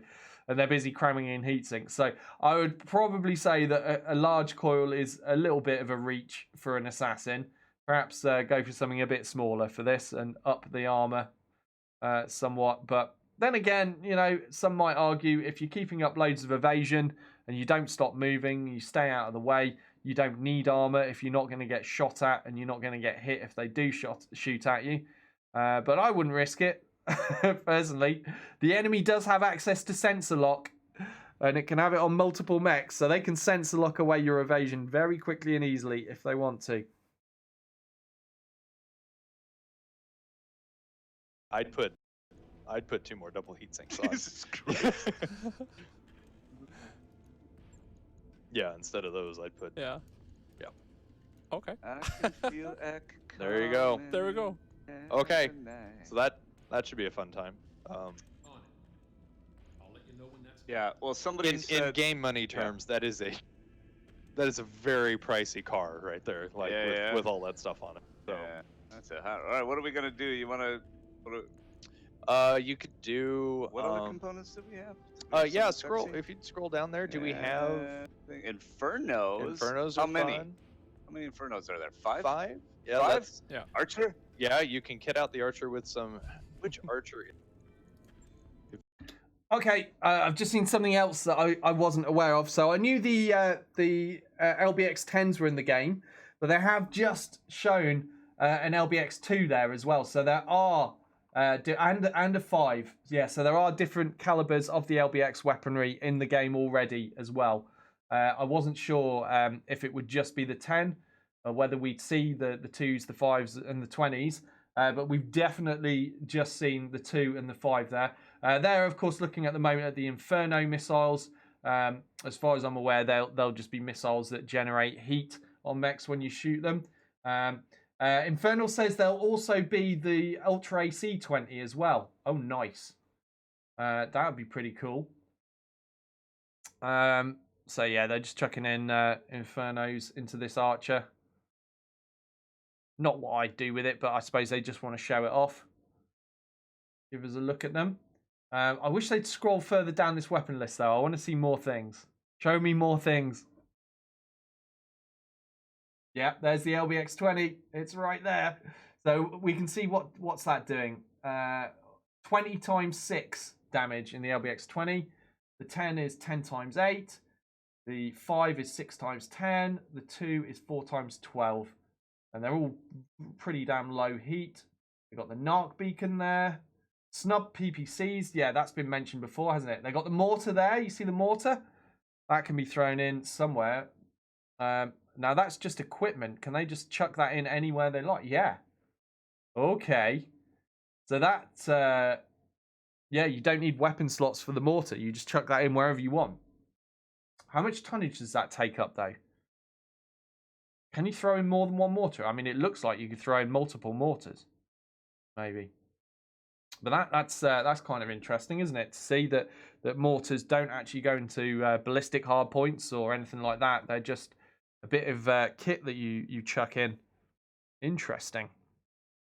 Like the game people seem to be able to download just fine. Yay! Okay. I mean, that's what you want, right? Not a lot of questions about that. That is exactly what yeah. Oh, hey, Tasku, how you doing? It seems like Twitch finally approved the Speedos. Yes, it totally did. we have Speedo emote finally. And more importantly, Shell finally managed to get up enough energy after giving birth. She managed to, like a hero, get around to finishing off the Speedo emote for us, bless her. So we got that. It got approved. And yeah, we now have Speedos. And probably a lot of confused people that aren't normally in the chat wondering like what they on about with all these Speedos. One is that we've actually had variants of Lost Tekken for a while, but I think they had existed entirely in the realm of some Flashpoint rewards. So as part of a rebalancing, they've actually been added to the very small handful of Lost Tech stores that you can come to, Star League stores, with a chance for those to appear in there. And then we've also rebalanced upward all of the Lost Tech gear so that it is essentially just baseline more powerful than the standard. Like your ER medium laser is more powerful than your just normal medium laser, and the medium pulse laser is also similar in that respect. So it's all still incredibly expensive. So you pay for what you get, but very pricey. Very pricey. La la la la. Mech talk. Mech talk. Yeah. Talk. Mech talk. Yeah. So what you're gonna want to do? I can't do an accent. Wait, You know, you is You got to talk out of the side of your Yeah. mouth. That'll help you. you're gonna want to reach in there and you're gonna want to Yeah. turn the thermal coupling on. Yeah. The thermal coupling. Yeah, That's and- funny. Yeah. So I actually have a another chat open here, which is the Paradox chat with my coworkers, and Ash says, no. "Tell Mitch I miss him." Oh. Ashken. Who loves you? Mitch loves you. Okay, that's just weird and creepy. They're not really saying much that's very interesting right now. I'm bored of listening to them, so I'm going to mute them again and talk myself. But yeah, so we just saw the Annihilator a moment ago. Big mech, lots of firepower. What I want to do with the Annihilator myself is I want to get some UACs in it. I want to see, or Ultra AC5s, for whatever term you're familiar with. We used to call them UACs in MechWarrior Online. But yeah, so I want to get some Ultra ACs into an Annihilator at some point in my future and go nuts with those. I'm really looking forward to it. I want to see Ultra AC5s and things. I know we've been told there are other caliber Ultra ACs as well, but the 5s are what I want to see. I reckon I'll be able to cram 4 Ultra AC5s into an Annihilator quite easily and then back it up with some other weaponry as well, perhaps. That's one thing I'm looking forward to. What are you guys looking forward to in terms of weaponry? Are there any that you've been waiting for? Like, are you super excited about LBXs? Are you super excited about the coil rifles? Are you super excited about the Ultra ACs? What do you reckon your favorite weapons are going to be? Or have you had a favorite weapon for a while that's not been in the game and they're now introducing it? Because for me, as I've said, the Ultra ACs definitely top of my list of things to play with. Infernal says, I don't get how people can talk that much without saying anything. I do agree, Infernal. Sorry, Hairbrained guys and Paradox guy.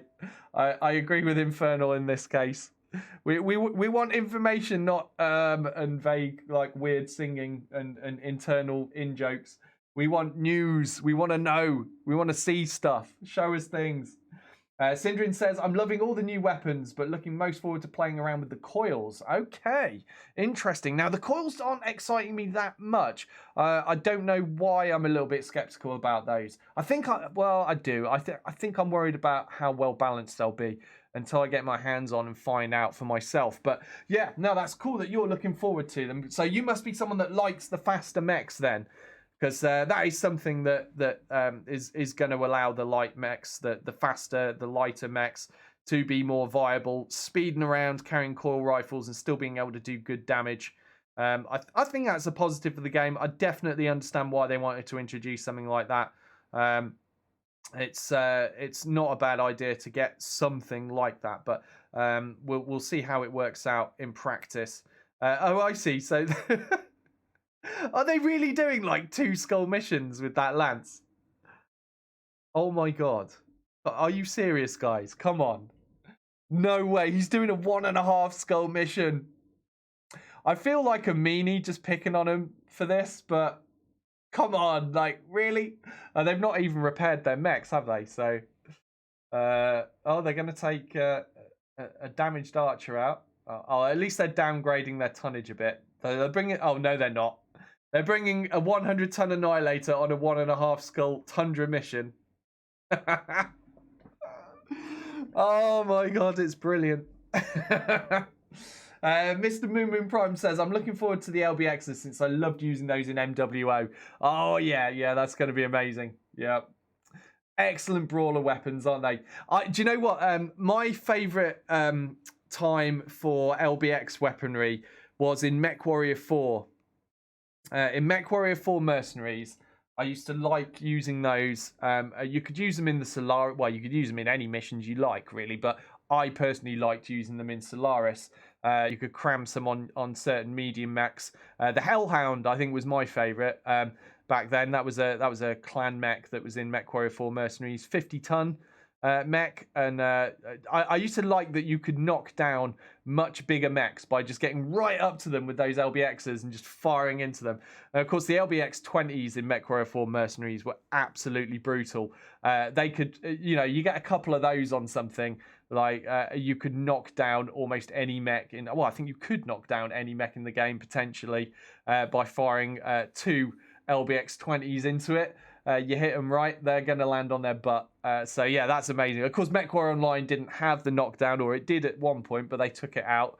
Those of us that are old enough in that game will remember why it got taken out. But yeah, Dragon Bowling. But yeah, so there was no knockdown in MechWarrior Online, so I missed that about the LBXs, because I used to love that in MechWarrior 4, that they had that ability to just, you march up to a target, you go boom, and like they're down on their butt, squirming on the floor. I thought that was brilliant. But yeah, they are still cool, and I'm looking forward to getting my hands on them in this BattleTech Heavy Metal as well. But yeah, I'm just a little bit more excited about the Ultra ACs personally. Who else? Redburn says LBX and Ultra ACs. Nice. I'm glad to see there are a lot of people in chat that like the ballistics, like myself. Good to see people that are loving their ballistics here.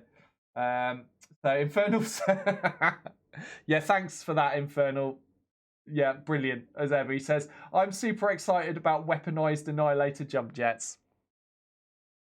Thank you. Is the download complete? Is it complete? I'm going to have to find out. It says it's finished downloading, so it's just installing now, I suppose. Yeah, it's doing the update. We've done the download, it's doing the update, so we just got to wait a little bit longer. We're nearly there.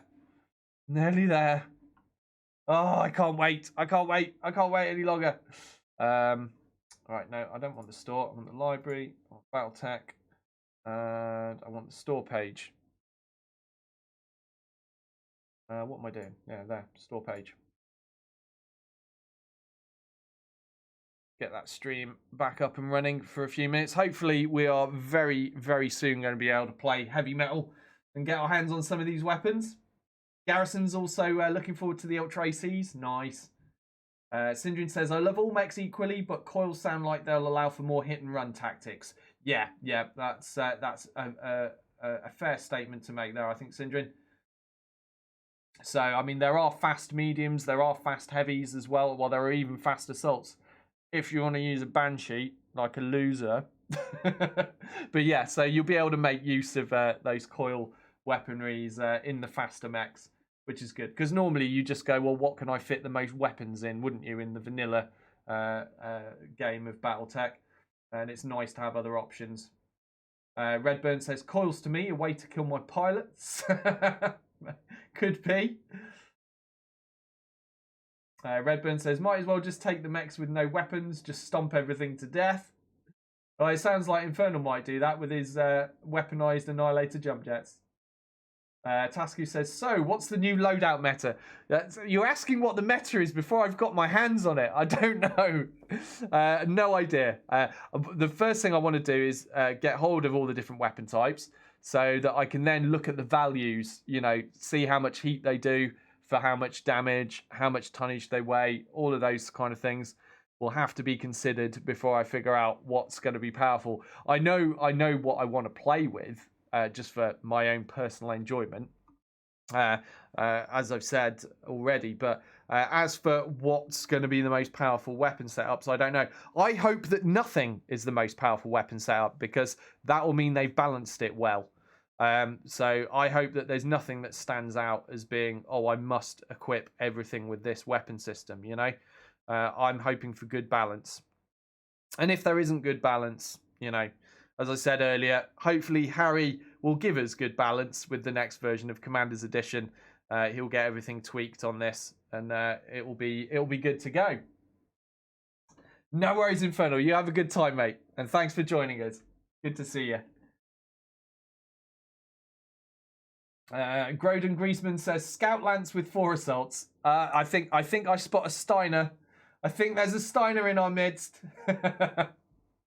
Well, question is, will you be going for 4 Atlases, or this time will you be going for Annihilators and bull sharks, because I know I can quite happily live without atlases. I'll have those bull sharks instead. Who needs 100-ton mechs when the bull shark at 95 tons can have that siege mortar thing on it and loads of Dakar? I like the sound of that. Redburn says, we ran a pack of Lokis with 2 LBX-20s, would just rip people open. So was that in MechWarrior 4 Mercenaries, or was that in MechWarrior Online? Because either way, yeah, that's it's pretty brutal. Infernal says, quad LBX AC2 Jaegermech precision aiming for heads. That's also kind of nasty. The Jaeger on this doesn't have enough ballistic slots to do the kind of crazy things you could do on MechWarrior Online, though, does it? Wish they had a few more ballistic slots, but never mind. Ultra AC5, Cassian says, Deb is still orgasmic. Yeah, so a lot of us looking forward to the Ultra ACs then. That's good. Syndrian says, coil small lasers equals a way to make charges effective. Doubt it, but maybe worth a try for a laugh. Could be. We'll have to see, won't we? Oh, here we go. The quad AC-10s of the Annihilator are about to be fired. Let's watch this. Blood Limpet. Beer Money asked this great. Beer Money Games asked this great question. That was underwhelming. I think he whiffed with 3 out of 4 there. That was terrible shooting. Oh dear. Still, it sounds good when they fire. And oh, that's another thing. I haven't heard the sound effect for the Ultra AC5s. I've got to hear the Dakar of that as well. Looking forward to that. Redburn says, download complete, installing and launching. Right, okay. Obviously, you were talking about MechWarrior 4. Yeah, super effective in that, weren't they? Yeah, I also like the Lokis with the two LBX-20s.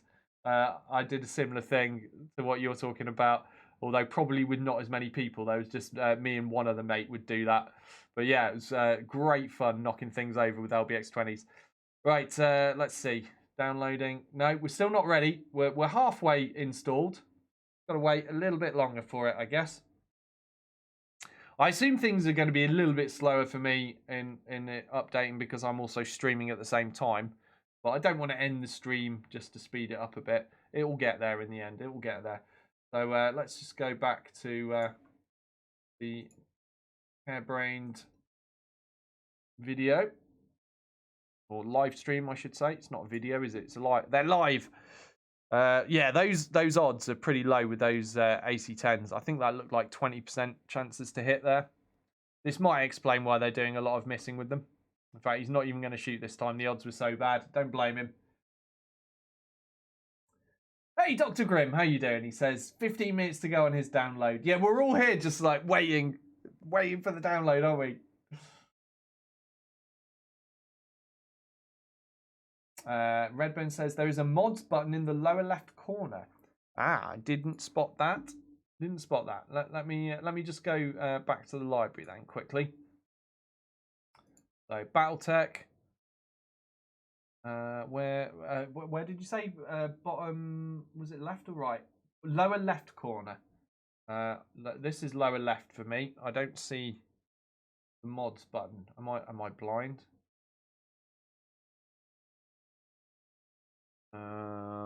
You see, for the mods for other games, it's usually on this side somewhere. There'll be the mods window you can click to. I mean, I'm still getting used to this this whole new Steam look. They only recently changed this, didn't they? But I don't see it. Infernal's back. Says, never mind, Steam trolled me and pulled another 40 minutes out of nowhere. Scree! Yeah, we're all waiting, aren't we? Yeah, no, I don't see that mods button. You did say lower left, and I don't see anything lower left, and I've looked everywhere else as well. See, what I was hoping for, like if I just click on Divinity Original Sin, for example, mods for this, there you go, there's the Steam Workshop. That's what I'm hoping we will see on BattleTech. Just the Steam Workshop way of doing the mods. So, you know, you just, I'm sure most of you know, but you just visit the workshop, don't you? You just subscribe to a mod, like click on it, click subscribe, boom, done. That's what I want to see for BattleTech. Whether that's what we're getting or not, I don't know. But at the moment, it's not appeared there. All right, now the community content's up. Was he maybe talking about it was on the community stuff? Still not showing up. Not that I can see. No, that's just community stuff. But anyway, yeah, so I'm hoping over here on the right we'll eventually get the Steam Workshop page, but it's not there yet. That might be because the mod's not finished installing for me. Wait a little bit longer. We're almost there. We're almost there.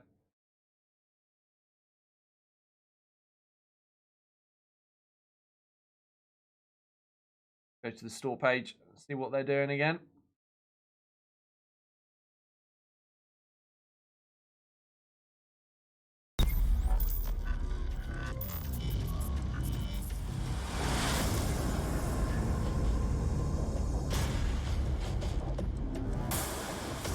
Battlemech power-up detected.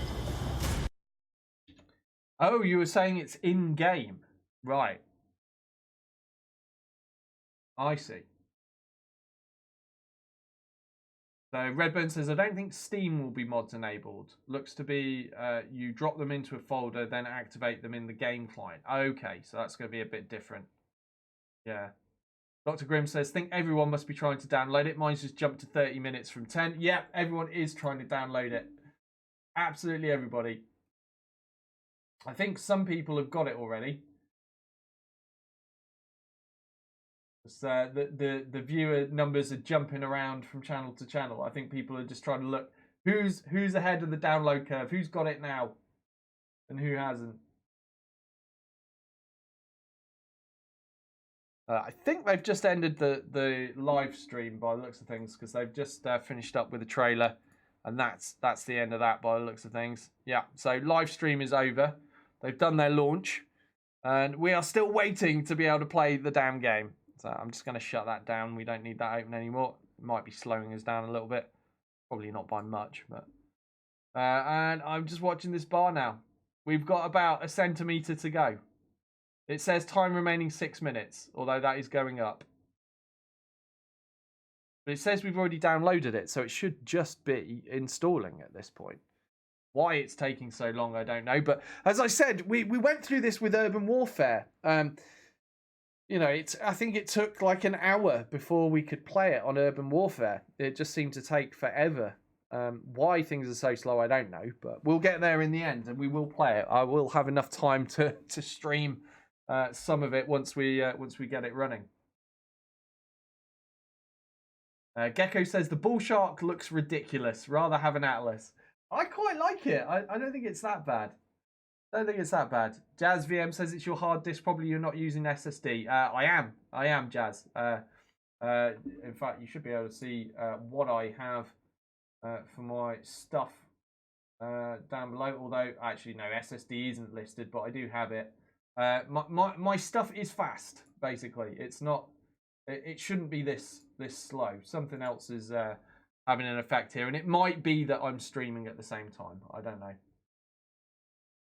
Yeah, and there you go. Dr. Grimm saying the same. His is also on SSD and still taking ages. It's just taking ages. That's all there is to it.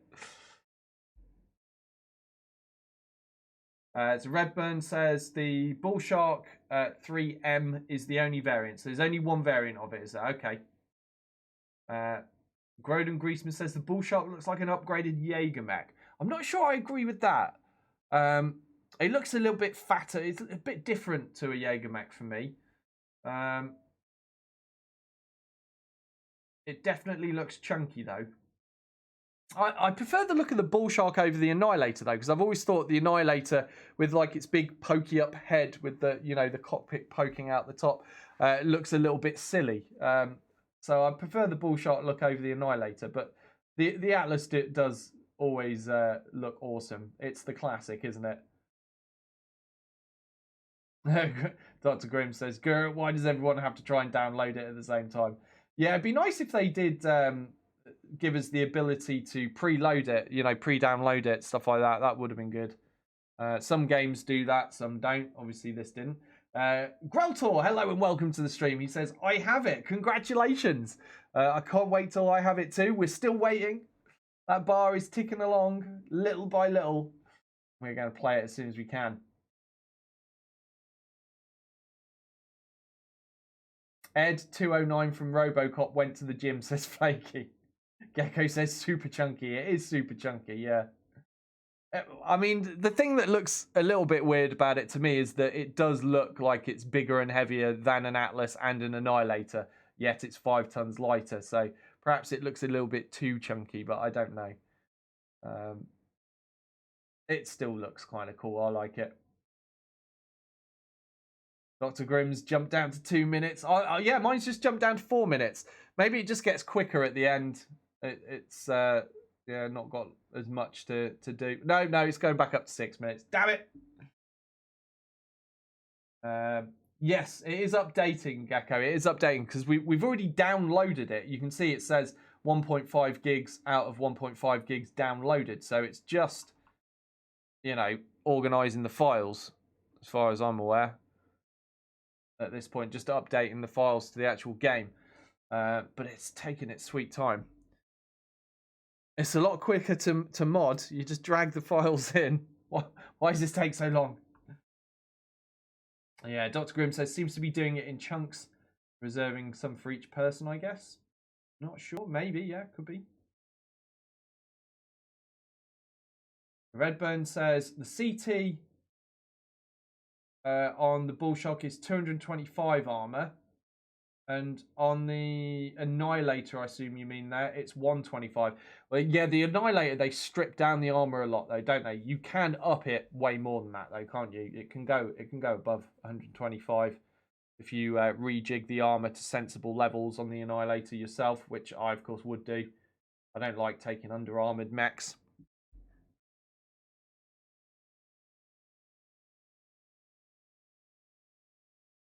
Well, how long have we been going now? So we're about up to 40 minutes it's taken so far to try to get this. We are now, I don't know, about half an inch off finishing. How long that's going to take, I don't know, but I hope it's quick. The Annihilator is goofy looking, says Gecko. Yes, totally agree. Yeah, I do think it looks goofy.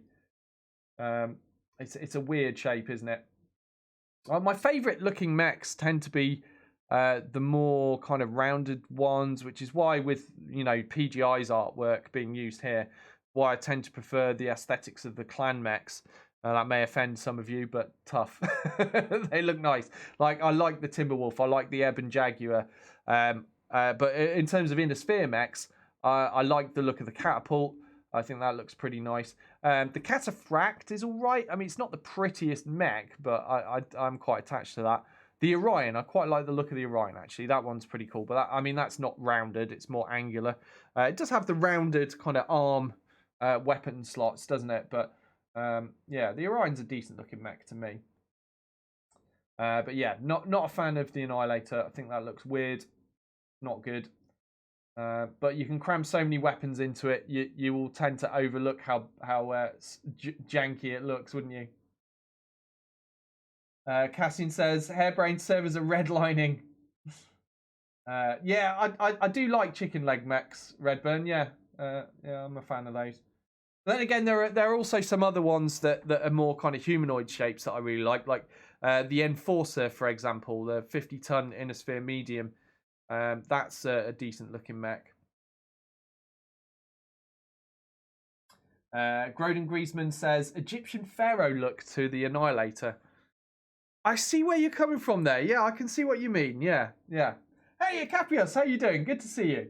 Says hello, folks, and congratulations to you and Shell Doyle. Yeah, thank you so much. Yeah, little William's doing well. 5 weeks old now. He's doing okay. He did make a brief appearance on stream earlier, but he smelled like ass, so I gave him back to Shell. For a change. Well, I would get in trouble if I changed my son on live stream, but equally, I don't think any of you want to see pooey nappies on the stream, do you? You're here for Battletech, not for nappies or diapers, depending on which side of the pond you're on. Ruvian says, Annihilators always remind me of War of the Worlds. The cockpit section looks a lot like the alien ships from the original film. I can see what you mean there, definitely, yeah. Dr. Grimm says, I think my favourite out of all mechs so far is the King Crab as an SRM boat. The King Crab is a beautiful mech, yes. It looks like it should look. Yeah, it looks like a crab. The king of all crabs. Yeah, it's pretty awesome, isn't it? It's a good mech. And I like the weapon hard points on it as well. The only thing, the downside to the King Crab for me personally, between that and an Atlas, for example, is the ballistic hard points, because I prefer the ballistic hard points in the side torso that the Atlas has, because they're easier to protect than the King Crabs, which are in the arms.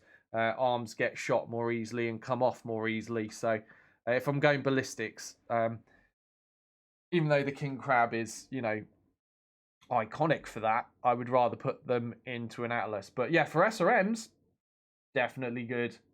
And for a good kind of mixed loadout as well, the King Crab is great. You can fit.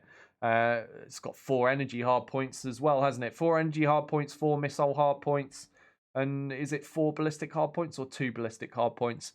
I forget now on the ballistics, but yeah, I mean it's pretty versatile, isn't it? And it looks cool. Infernal says, apparently you don't get access to the heavy metal weapons in the skirmish mech bay, which is interesting. Do you know what? I think they mentioned that on one of the streams they did, Infernal.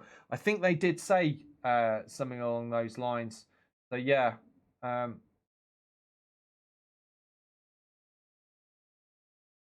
Cassian says, the Annihilator is a Cobra's head. Yeah, I can see that. Yeah, makes sense.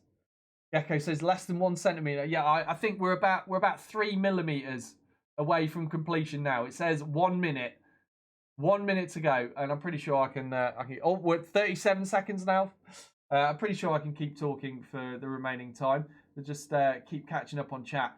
So yeah, Ruvian's confirming as well. They said you wouldn't, just like the Lost Tech weapons from the campaign. So yeah, they're not gonna have them showing up in the skirmish mech bay. I don't know if they've got anyone working on the multiplayer aspect anymore, but last thing I heard on it, they'd said on one of their streams that the guy that made the skirmish mode had left the company, and they as a consequence had kind of stopped work on the multiplayer aspect, because it's not that stable, it's not that great, it's not well balanced, the multiplayer side. So they're more focused on the single player. But for whatever reason, they've also decided, to leave the Lost Tech, leave the new weaponry out of it too. Probably because there's nobody really working on that side of things, I would guess. And it's easy for them to slot in the new mechs to make them available. Probably not so much with the weapons. I don't know, though. I'm just speculating there. Redburn says there's a mod support README PDF in the data/mod/HBS folder. Yeah, they did mention something about that as well, didn't they? I think Mitch said he tried reading stuff and it was too complicated for him. That will be mostly for, one, for those that are very much knowledgeable on their computery stuffs, but mostly it's for the people that are creating mods, I imagine, to make it easy. So what's Grim say? It's a shame I've tried the extended Commanders edition. Seems like most of the new mechs were in that. I don't see it as a shame. I see it as we got to play with new toys sooner and for longer, and that was fun. But yeah, as I've said before, the main thing I'm excited about with this mod is the weaponry. We're getting new weapons that we don't have in the Commanders Edition mod. So we are still getting new toys with this DLC. We are also getting the Bull Shark, which doesn't exist up till now. So yeah, there's definitely things to look forward to here that playing mods hasn't spoiled for us. But, I'm sure you all agree that it is an awesome thing that we have such awesome mods available from this community for free that we can add to the game. It's pretty special. And we all like more toys. So Redburn says it starts by giving how mods will be installed and activated. Okay. Syrian. Hello, Syrian. How you doing? Not seen you for a little while. He says the new coil gun kind of sucks. By that, am I to assume that you're in the game and able to use it already? He says 70 heat no matter what. Yeah, that's on the large version, isn't it? There is a medium version and a small version, and I think the medium version was 50 heat, and was the small 35? I can't remember now. But yeah. So no matter how much damage you're doing, it's always doing that huge amount of heat. So the idea would be you want to get the maximum move every time, and yeah, because you're paying a lot of heat regardless. I wondered earlier if it's scaled depending on the damage you were doing, whether the heat would scale, but no, we've had it confirmed it is maximum heat all of the time for it. And there we go. We're done. We're done. We're done. It's installed. We are ready to play. We are going to play. Let's hope the game launches and nothing's broken. So Redburn says, looks as though mod tech won't be needed. That's great. Yeah, that's great, because mod tech is the thing that all the mods needed to make, the game moddable in the first place. And of course, the poor guys that made mod tech had to put out an update every time, after every update to BattleTech. So yeah, it's going to be cool that we don't need that. The Syrian says, looks a one-off. Only weapons on a scout mech or maybe a medium. Yeah, we were talking about what weapons we're most excited about, and I think the general consensus is most people are excited about the Ultra ACs more than anything else. Is there beginning lore for the Bull Shark, like who and where? I imagine there will be, Cassian. I don't know where they'll have put that out, whether it's on Sana yet or not. I don't know, but it is going to be considered canon. Just like when PGI made their new mech as well, they designed one too that became canon. Is now considered canon. So yeah, I assume there will be something somewhere. And as for where, I've not had a chance to look yet because, as you know, I've been here the whole time. But I would try Sana. I would see.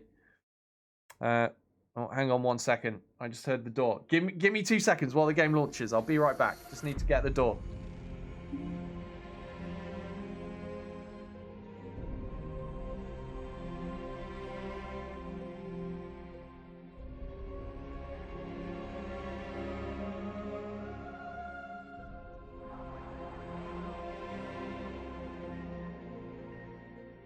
It's okay, guys. It's okay. I'm still here. Shell was able to get the door. It's all good. Right. So here we go. Are you ready? We have the brand new DLC. We are going to have to start a new campaign for this, though, I assume. So let's go career, new. Well, yeah. So sorry, I prefer career over campaign. We've done the campaign to death. At least I have. So let's set it up. This is probably only going to be a short one because I'm going to switch back to the mod as soon as that's available. So with that bearing in mind, we'll take Iron Man off in case there are technical difficulties. We don't want to get screwed out of mission completion by bugs, do we? So no Iron Man. Randomized starting mechs, yeah, fine with that. Parts for mech assembly. We will stay on 3 because we want to get hold of new stuff, don't we? We want to see them. Unequipped mechs, that's fine. I think we'll just leave everything else on normal because I'm playing my other campaign on hard for everything, but this is just going to be a quick. We want to show some stuff off. There might not be too many episodes of this career, so we'll just go in with everything normal.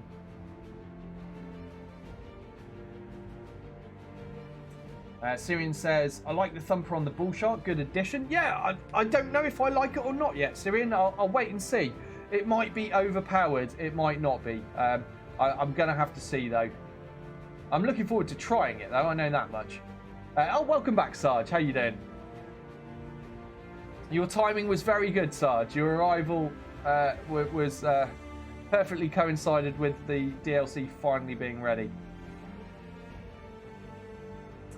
So Redburn says, now it's get a mod, drop in the mods folder, activate in game, and then you're good to go. Nice. So that is a lot more streamlined. Okay. It's not quite the Steam Workshop thing I was hoping for, but at least it's going to be easier. And it's certainly going to be more straightforward for those people that struggle with that sort of stuff. Now you don't have to do mod tech and activate mod tech and then put your mods in. And yeah, it's going to be a lot easier, isn't it? Right. What's my background going to be for this one? Do you know what?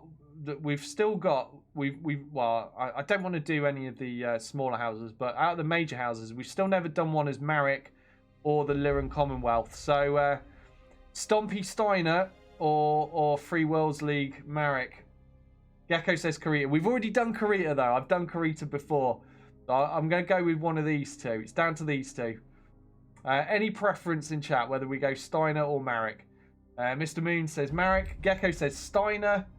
Garrison's clearly asleep, otherwise he would be screaming for Steiner.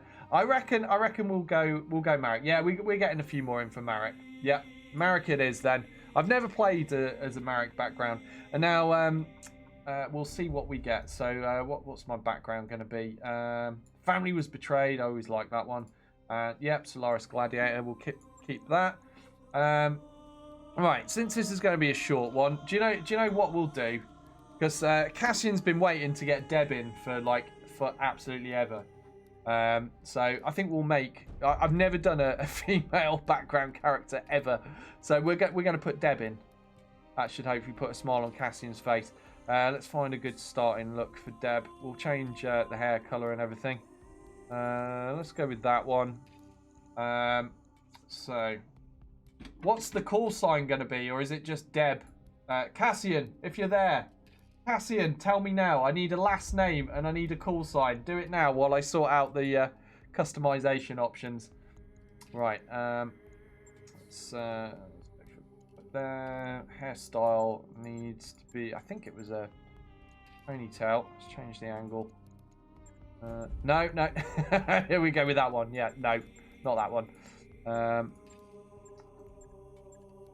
think that's a ponytail, isn't it? Yes, it is. There we go. And we need to change the hair color to brown. That one. No, it's a little bit too red. There we go. Now we're getting to the right colors, I think. I'll do. Yep.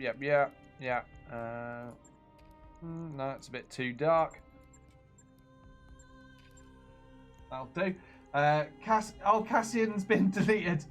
So Angel Death and last name Cassian. There we go. Right, we will do that. Eyebrows, yeah, they look alright. Facial hair. I don't think she needs facial hair. We'll go without facial hair. Right, now we are playing Marek, so I'm going to change the uniform to a Marek-y one. We're going to go with purple because I know. I think that would probably be more. No, I don't know. Yeah, no, because we're playing Marek. We'll go with the purple, and we'll save that there. So we've got the call sign Angel Death. Or is that just one word? I've got it as two. I can change it in the future. And Cassian. There we go. Deb is in the game. Blah, blah, blah. Text stuff. Right, moment of truth. Let's find out what mechs we got. Oh, he says dirty blonde to reddish. Oh, I can fix that in a bit. But let's see what mechs we've got. What do we get? We have a Vindicator 1R, another Vindicator 1R, a Commando 2D, a Commando 1B, and an R60 Irby. Okay, I've seen worse. Okay, let's sort out our customization options. Oh, of course, my Doyle symbol's not going to be there anymore, is it? I'm going to have to redo all of that. So we'll make do without it for now. Are these new symbols? Have they put new symbols in? I think they've put new symbols in. I think they have. I don't remember these being there before. Am I going crazy or were they there before? They look new to me. So, we're going to go with the Marek symbol because that's what we're playing as here. And I suppose we've got to go with some kind of Marek-y kind of colours, haven't we? So, purples and cyan and hideous Marek colours. Where's Rylan? I know Rylan is a big fan of House Marek, isn't he? That's his favourite house. Alright, Marek-y colours. Yeah, that looks pretty Marek-y. Pretty damn Marek-y. And for the accent, I guess I'll probably just go with black, I think. I've definitely cycled the wrong way for black, haven't I? Yeah, I went the long way around. That'll do. So there are hideous Marek colours. Right, now, what pilots have we got? Go to our Mech Warriors. We've got Angel Death. We've got some females in there. Well, as usual, I will start with my longest serving subscribers. Let's get... This guy looks like a good candidate for the Sarge. We can't have a campaign without the Sarge. Right, sort that facial hair out a bit. No, it's a bit much. That'll do. Right, it's got to get him to be a little bit more grey. Yeah, that'll do. Oh, hang on. Oh, sorry, someone's trying to phone me. I'm busy. I can't talk. We've got Battletech to do. All right, let's get rid of the facial tattoo and the scar. He's untouched. Right, let's get the hairstyle sorted. Sarge with a perm. That would be great. No. I think that one. I think that's Sarge's usual hair, isn't it? Right, and we'll get Sarge in his red uniform. What is he normally? Voice 20 or something, Sarge, usually? Orders. Yeah, sounds like the one. And that will do. So we've got Sarge sorted. I think we'll stick Chaucer in as well, because Chaucer's been waiting to get in for a while as well.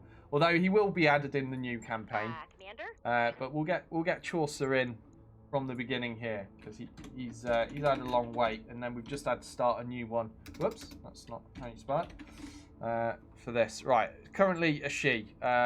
We don't worry, we can butch this up.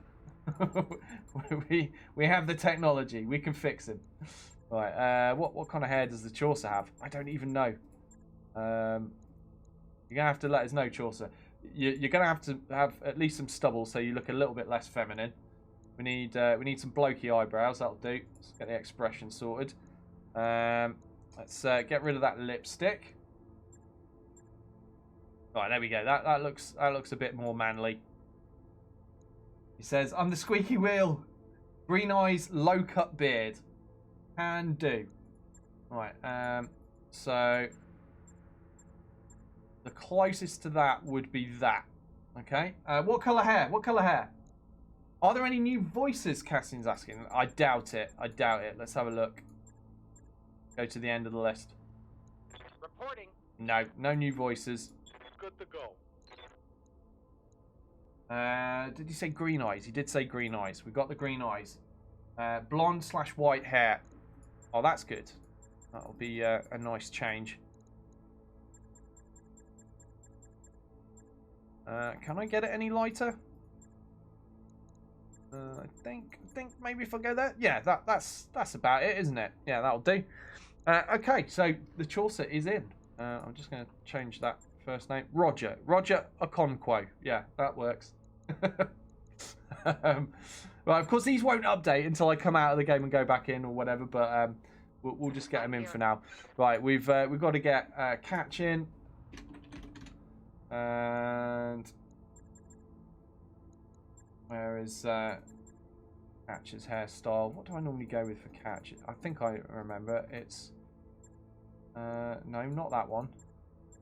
Not that one. Not that one. Not that one. No, they're the girls' hairstyles. Must be this way then. There it is. We need the beard. Catch beard. Yeah, that'll do. I need to sort that complexion out. Yeah, there we go. Bit more manly. Got the purple uniform. Yeah? No, that's too girly a voice for Catch. I'm here. No, that's the spaniel one. Standing by. Yeah, that'll do. Right, and yeah, I suppose that'll do for now. We can fix this up later. Let me get it. Oh, Catch, your name is still Brienne. Sorry, dude. It's it's gonna stay like that for now.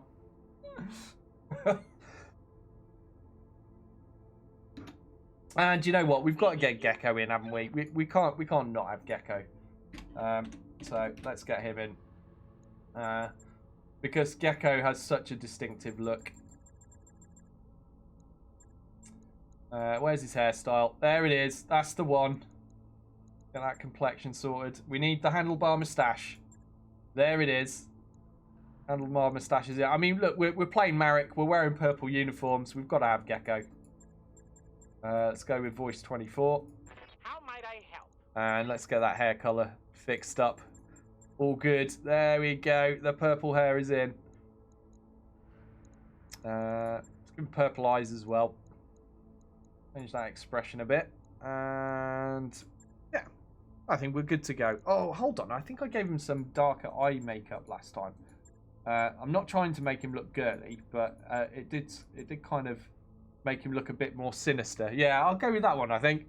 Now he looks a little bit more sinister. We've got it as a she. Don't want to call him Tanisha. It might work for him, but I don't think he looks like a Tanisha to me. Right, where's the purple lighting? Yeah, there we go. That's our Gecko. All right, so he wants some scars. All right, yeah, you were covered in scars last time, were you? Yeah, there we go. Let's get those scars on the face. Nice. Right, so contracts. Let's have a look. What we got?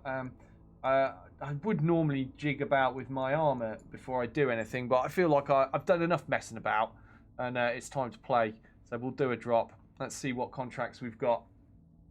Get Nexus into maybe he won't die so quickly. You're just asking for trouble there. You're asking for trouble. Nexus had one life and one life only. Never again.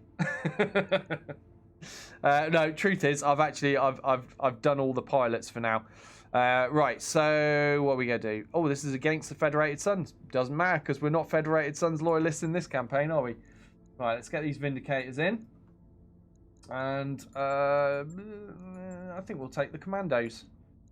2 Vindicators, 2 Commandos. I don't want the Irby because it's slow. Right, there we go. Let's get Deb in. And Sarge in the other Vindicator. Let me check. It's got a PPC, right? Yes, it has. That'll be Sarge happy. Let's get the Chaucer in because he's brand new. And we'll take Gecko in the last one. All right. Deploy. Away we go. The purple Pimpernel, yeah. Gassin says, I need my supply officer. That's right. In the fanfic, Gecko is the supply officer. He's good at getting hold of things, legal or otherwise. So Syrian says 40 new contracts added. Can't wait to see the new ones. Yeah, and the new flashpoints as well. It's going to be awesome. Who are we siding with now, says the Chaucer. We are playing as House Marek background this time. I've never played with their background before, so it's a first for me. Although, obviously, on Commander's Edition, it makes more of a difference because it affects the starting mechs more heavily in that mod, depending on your background. But we're just playing, obviously, the vanilla game at the moment.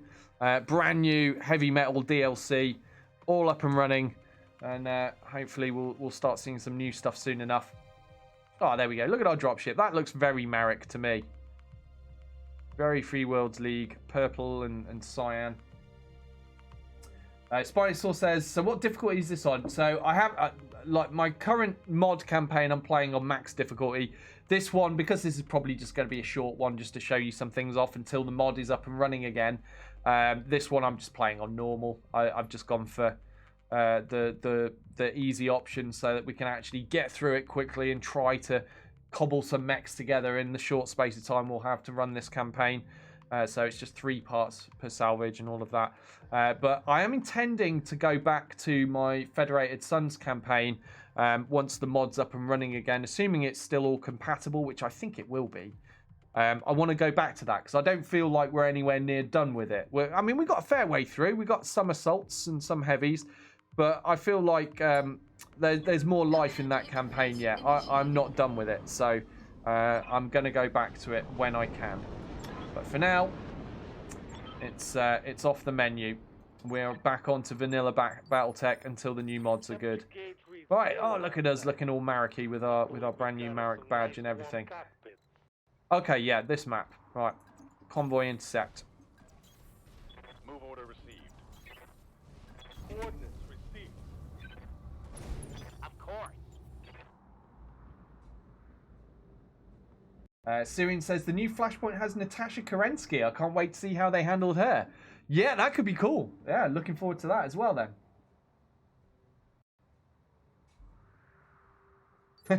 You definitely did earn the scars multiple times, Gecko. That's true. Many near-death experiences for Gecko. He says they're now permanent on all my clones. Does that mean I've got to put them in on my Soul Calibur version of you as well? Can we even do... Yeah, there must be a way of doing scars on that, surely.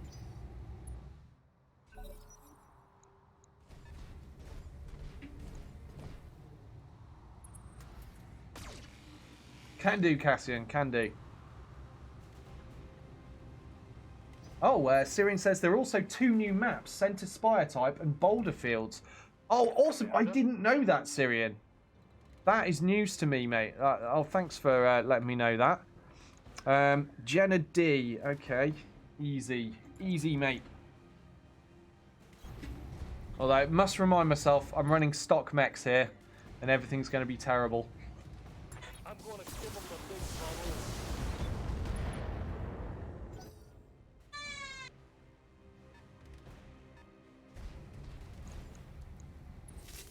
I think that's the sound of William going for a change. He doesn't sound happy about it. Poor little guy. You have orders? It might be feeding time, actually. Aha, a panther. All right, then. Keep the evasion up. No doubt. Going to be the best survival chance of these commandos, isn't it? Should I just shoot the panther? I think I might shoot the panther. Oh, then again, we've opened up the CT on this Jenna, even though it's got the damage mitigation. I think I should keep shooting this because we might get lucky and kill it. You never know. Destroyed a jump jet. It's a start. Reporting. Critical hit. Gecko says I'm too pretty in Soul Calibur to have scars there. Yeah, that was William in the background, Gecko. Yeah, he's either getting changed or getting fed. I think it's getting fed actually. But yeah, he's he knows how to let us know what he wants when he wants it.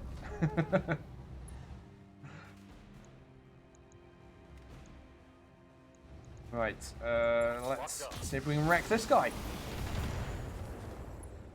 No, not yet. If Deb can finish it off.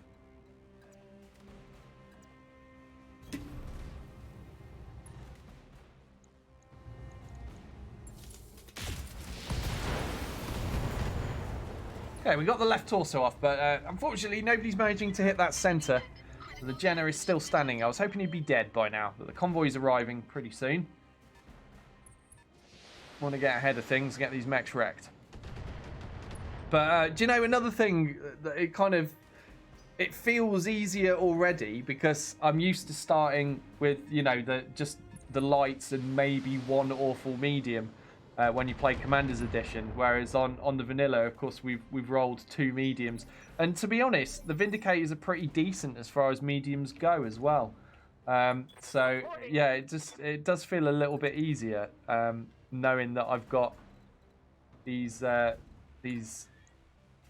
better mechs, let's say, and there's no 20-tonners that I've got to work around. I don't have any 20. I mean, the Commandos are 25, but they're better than a Locust, aren't they?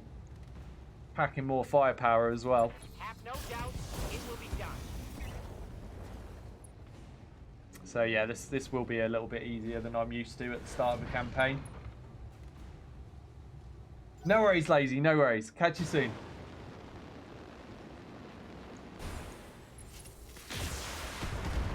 Infernal says, I can proudly announce that my brand new Vulcan 2T has managed to get shot to pieces on its first one skull deployment. Ready for war. That's what you get, Infernal. That is what you get for having a Vulcan. So is that one of the mechs you got for your starting lineup? In fact, that's a good point. Guys, if you're playing at the same time as watching the stream, please let me know what your starting mechs were in the brand new Heavy Metal DLC. I'm always interested to hear how people have got on with their starting mechs, whether you've got a really bad roll and you have all the worst mechs ever, or whether you got very lucky and you've got some really awesome stuff. Good to know. So Syrian says he's got two, oh, that's what I got. Yeah, two Vindicators, 2 Commandos, and an Irby is what I got. Yeah, I feel I did pretty well out of my starting mechs. Could have been much worse.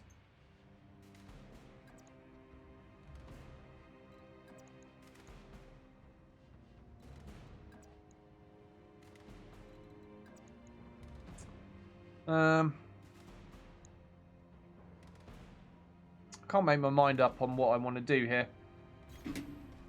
I guess I just made it. We're going to go for... we'll turn off the LRM-5. We'll fire a PPC and a medium laser at the Panther. He is packing a PPC, so that's kind of painful if we leave it standing for too long. And then we'll get on with the vehicles in a bit. In the meantime, the vehicles are going to be closing range, and eventually they're going to come into stamping distance of my mechs, and they're a lot quicker to kill if we can stamp on them.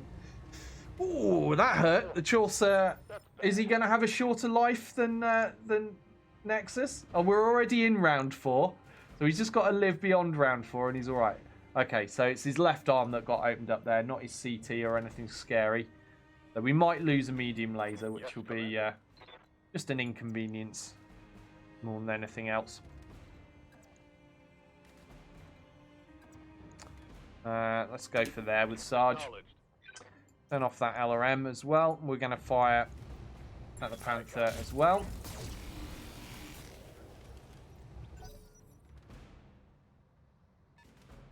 Greltor says, I got a Blackjack, 2 Commandos, a Panther, and a Centurion. That's actually a good start. I'd be very happy with that start. Oh, you don't like the Blackjack because in the story you always get it. Yeah, that's a fair point. But yeah, I like the Blackjack as a medium. 2 Commandos, pretty good. Panther, one of my favourite lights, really good for a ranged light. And the Centurion, fantastic mech. So I'd say your start is a pretty good one there, Greltor.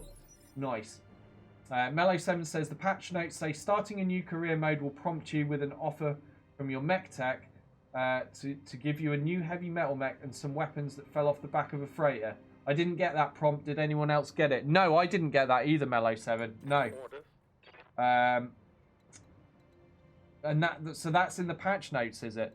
Perhaps they have failed to implement that properly then. definitely didn't see it come up for me either. So you're not alone there, mate. Right, let's move the Chaucer a little bit.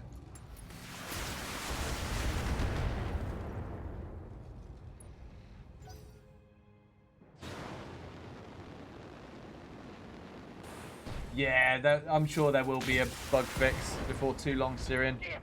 Wounded. Oh, crap. I'm losing weapon system. Well, there's another injury for Gecko. What just wrecked him? Was that the Panther? That was the Panther. So we lost our left torso on Gecko's commando. He's now just reduced to a large laser. I say just reduced to a large laser. Large laser's still pretty damn good. But that's rather inconvenient. Confirmed. Let's hope Gecko doesn't die in the very first mission. Right. These guys got... I mean, they're not that scary. Yeah, the scariest thing that I can see, at least, is still the Panther. So we're going to fire at that. Locking on target. Gecko got a nice hit to the CT there. Definitely good to see.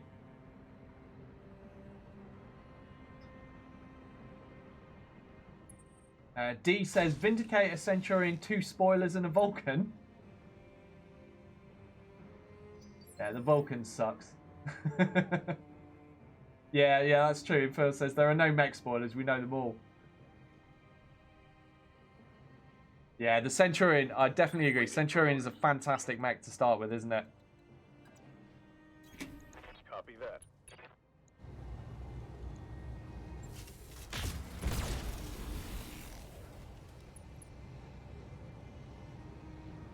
Critical hit, Commander. Oh, spiders. Oh, was that an autocorrect thing going on there? So you got 2 spiders in your start. Oh man. So you got decent on the Centurion, the Vindicator, but 2 spiders and a Vulcan. Yeah, that's a sad face for you, I'm afraid. Not a good roll. But this is what I like to see. Some people draw the short straws, don't they? Right, they got a Scorpion there. That's got an AC5. That's going to hurt us, but we've got bigger problems here. I'm actually going to switch the LRMs on for this because I know it's not a particularly great chance to hit, but every little helps when we just need to do 10 damage to the CT of this Panther to finish it off. So I just want him gone. There we go. It's the Panther down. So next priority will be that AC5 armed Galleon, as that will hurt us more than the other vehicles. And they are getting very close now. They're almost in stomping range. Yeah, I think Grell's starting lance is the best as well. Me too. Ruvian says, I think thus far I'd prefer Grell's starting lance. Yeah, looks good. Lars says, working for Merrick, you could have gotten a cicada. Yeah, but we didn't. That's the important thing. If I was playing Commander's Edition, yeah, no doubt I would have ended up with a cicada. I'm sure of it. But we're not. We're just on vanilla, so no punishment for us for picking Merrick. Right, what to smash? I think we'll go with the striker.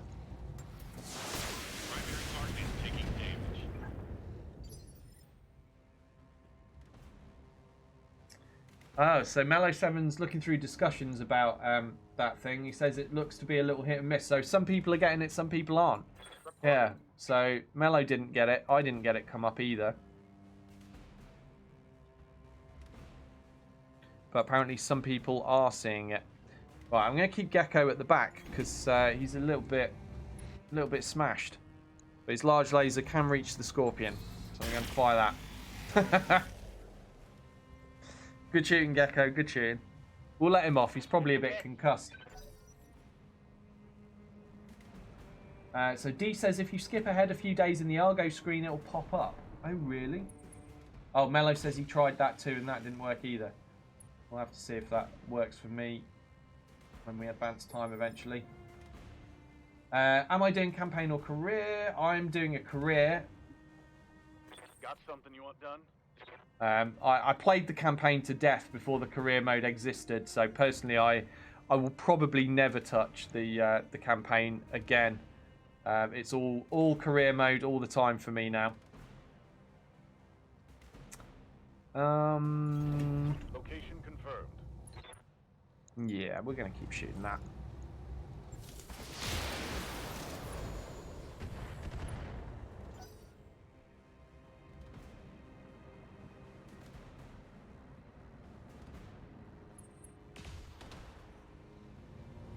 So Thor's telling us what Garrison rolled. He rolled a Spider, a Commando, a Panther, a Blackjack, and a Centurion.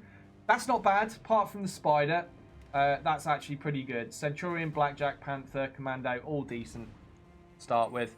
Spider's rubbish, but yeah, can't have everything, can we?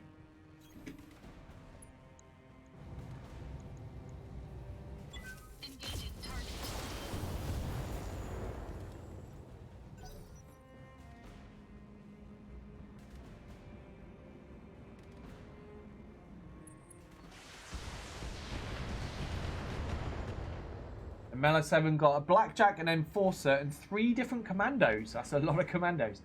Oh, you got an Enforcer. Nice. I do love the Enforcer. That's a good one to get. Assyrian says there are also 2 new variants, the Locust 1E and something else.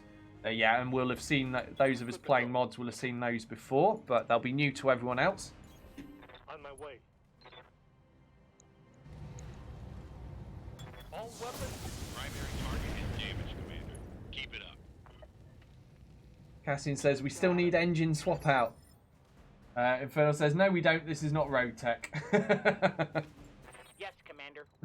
Yeah, that argument will go on forever, won't it? Some like it, some don't. Have no doubt it will be done. Okay, what are we going to shoot here? I guess we'll shoot the mech, the vehicle at the front. That's going to get away the quickest. What happens when the counter runs out for the non-campaign? Okay, so the counter, it just counts down to giving you a score and a result. It's not essential though, and those of us that play mods will ignore it because, you know, playing a mod career, you tend to play way beyond that counter anyway. It doesn't force you to end your career or anything like that. You can still play on long after that countdown ends. What it does is it gives you a score, a rating, and a reward based on that rating. So you can get lost tech as part of the reward. You can get mechs, parts of mechs, equipment. So depending on how well you do will depend on how awesome your package is for the reward at the end of the countdown on career mode. But for me, I just ignore it now. Like when you're playing mods, playing mods, you'll have loads of extra mech variants, so it's actually a lot harder to get a decent score because it's harder to get all the mechs, and so I just ignore it. It doesn't change anything for me, and then when it counts down, you get a random reward of some stuff, and you carry on regardless. But for those that want the challenge, you can use it to really test yourself for a short career playthrough to just try and maximize the score, get the best score you can for your own personal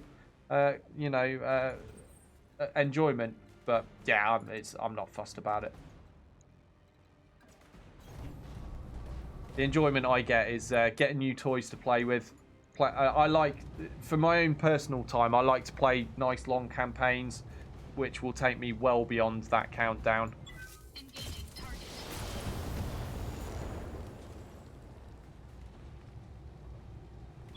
Enemy unit destroyed.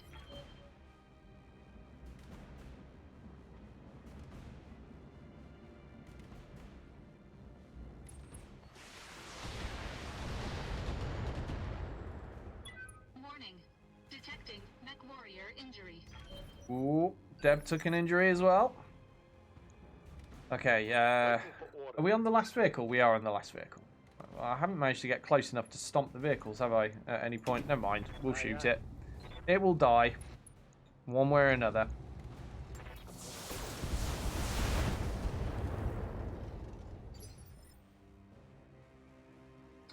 Yeah, no worries, Greltor. It's there's no harm in asking if you don't know something, and people are always happy to give information here.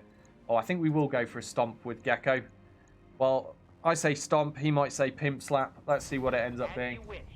Yeah, there's no harm in asking questions, Greltor, and yeah, give the mode a try. It's really good. I enjoy it. It's my preferred way of playing BattleTech now. There we go. There's one two-dimensional vehicle. Game over for him, and mission complete for us. Now, sadly, we did lose some equipment because half of Gecko's mech fell off. Shoddy building. Syrian says, I saw someone get an Atlas as part of the reward. Yeah, that's... I think I might have had that at some point as well myself. Not recently, though. Not when I've played mods. Only when I've played it on vanilla, because it's really hard to get your score up high enough when you're not on vanilla. Right, so we lost a medium laser and some SRM ammo out of Gecko's commando. But we're about to get some salvage, so we'll see what we end up with. Okay. Do I take weapons or do I take mechs? I've got to take that Panther part, because the Panther's a good light to have. It will certainly be something that I'd replace a commando with. So I'm going to take that, but what for the others? Take an AC5 or take a PPC? Now I have to remember these are vanilla weapons as well, because my brain's used to thinking in terms of Harry's rebalanced Commander's Edition weapons. I think I might go for the AC5 then. But yeah, I must remember that. So the heat values, the damage values, it's all going to be the vanilla ones. Got to remember that. Cassian says, my longest game was 2,932 days. I've had two different ones that run to over 5,000 days that are now not playable because they're on older mods. So yeah, I had one that went over 5,000 that was a BattleTech extended playthrough. And of course, that became obsolete because now I play Commander's Edition and it wasn't compatible. But yeah, I love my long campaigns. Good fun. Right, Mech Bay, we've got some fixing to do immediately. So that's a quick and easy repair. We're not going to change anything there, but we're going to refit the Commando 1B. What do we have? Yeah, we got some stuff. What's this? 3 energy hardpoints, 1 missile hardpoint, 2 support. Well, let's just max the armor to start with. Let's take that out.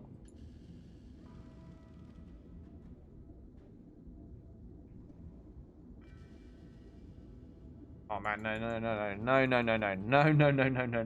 I'm doing this all wrong. I didn't realise it hadn't fully maxed because I'm packing a large laser, so it can't. Right, there we go. Now we'll strip it down a bit.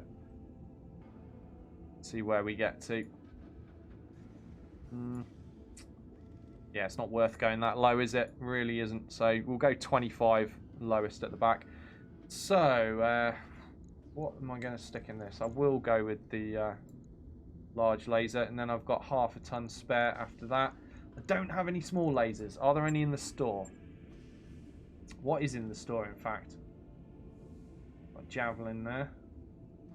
Oh, look, there's a piece of Marauder in the store. 3R. Got Whole Orion. Wow. We no way going to be affording that stuff, are we? I was looking for a small laser, but they don't seem to have one. Oh, look, there we go. We've got all the new ammo types there. Look at that. Look at that. Look at that. Look at that. I assume the Ultra ACs are just using the AC ammo. They don't need separate ammo, otherwise that would be appearing as well. And that makes perfect sense to me. Right, so there's no small laser available, so we'll just pump the armor up. We'll just go with a single large laser for now and be a little bit undertunned, because although there's a machine gun available, by the time I've added that plus the ammo in, then I'm not going to have the spare tonnage. So we're just going to run this one with a single large laser for now. Right. We'll fix that up later. Right, I need to wind time on. We're going to wind time on by 1 day, and then I've got 4 mechs to use again. Ah, here we go. What's happening? New mechs and weapons available. So there is a pop-up. So Yang says, "Hey Commander, the talk on Mercnet is that some hot new mechs and weapon systems fell off a cargo ship and are available to folks with the right connections. Well, I've got a connection. So give the word, and a free crate of random new goodies will magically appear in our cargo hold. Or we could travel the straight and narrow, buying them in stores and salvaging them from the battlefield like normal. What do you say?" Well, this is going to be a short career, so yeah, we're going to take the shortcut because we all want to see the new stuff. So we're going to take the crate. So there you go, Mello. It's just appeared for me, and that was on my first winding forward of the timeline. So yeah. Not broken for everyone then, I guess. So what do we get? Oh, God, really? Oh, so my rare mech is a Vulcan 2T. Thanks, game. Thanks, RNGesus. I'm so grateful. Wow. Just what I wanted. I would have taken... I even would have taken an Assassin over the Vulcan. Because the harebrained version of the Vulcan's only got 1 energy hardpoint. It's even more terrible than the one we're used to. But we did get a Narc beacon. That weighs 3 tons, takes up 2 slots. Says the Narc missile beacon launcher is designed to fire a single highly specialized missile that deploys a homing beacon upon impact. The attached beacon transmits data to allied units, causing the linked target to receive increased damage from subsequent missile weaponry and attacks. Yes, let's have ways to make the LRMs even more OP than they already are in this game. Not sure that's wise, but it's there. We got it. So it also gives plus 25% damage mark, and it's a missile. I assume that extra thing is about. I don't know what star missile means as a bonus, but there we go. We got an LB5X. Excellent. That's a new toy to play with. That weighs 8 tons. My God, that's heavy. But it does 6 times 10 damage.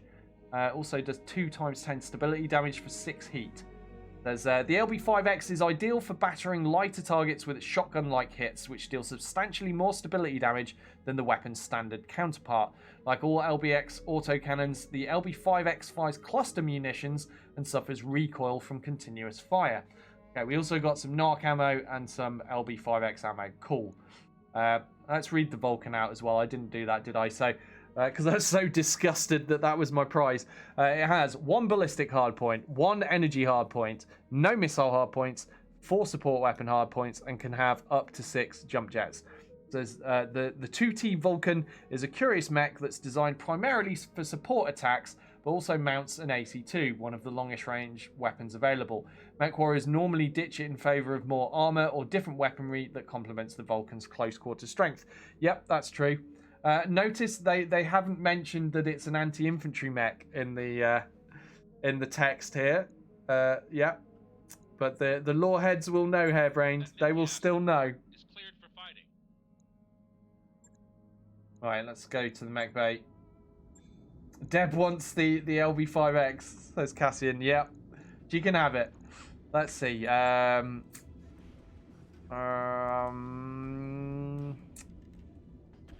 of want to just refit this immediately. Wow, that took a long time to load.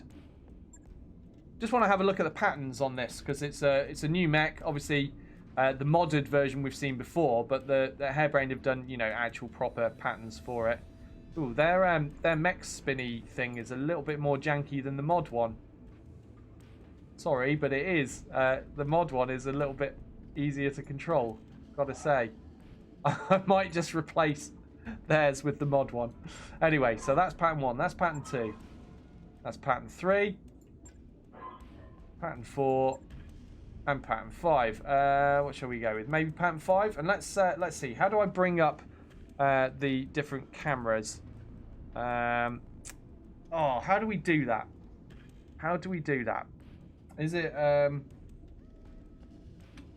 do I have to remove the interface? Can somebody remind me what the command is to remove that? I always forget. Is it O or U? I thought it was U. Shift U or Control U, Alt U. It's something in U, I think, isn't it, to remove the interface? Oh, Flaky says it's in refit. Oh, it probably is, isn't it? Yeah, well done. Thank you, Flaky. Let me see. Yeah, there we go. View mech. There it is. There it is. So yeah, we can get a closer look at it. There we go. We got all these snazzy new camera angles. I think I agree with Mitch. I think camera 2 is probably the best one. But yeah, all of this just to look at a Vulcan, a terrible, terrible Vulcan. Right now, refit. Immediately, just rip that out. Max armor.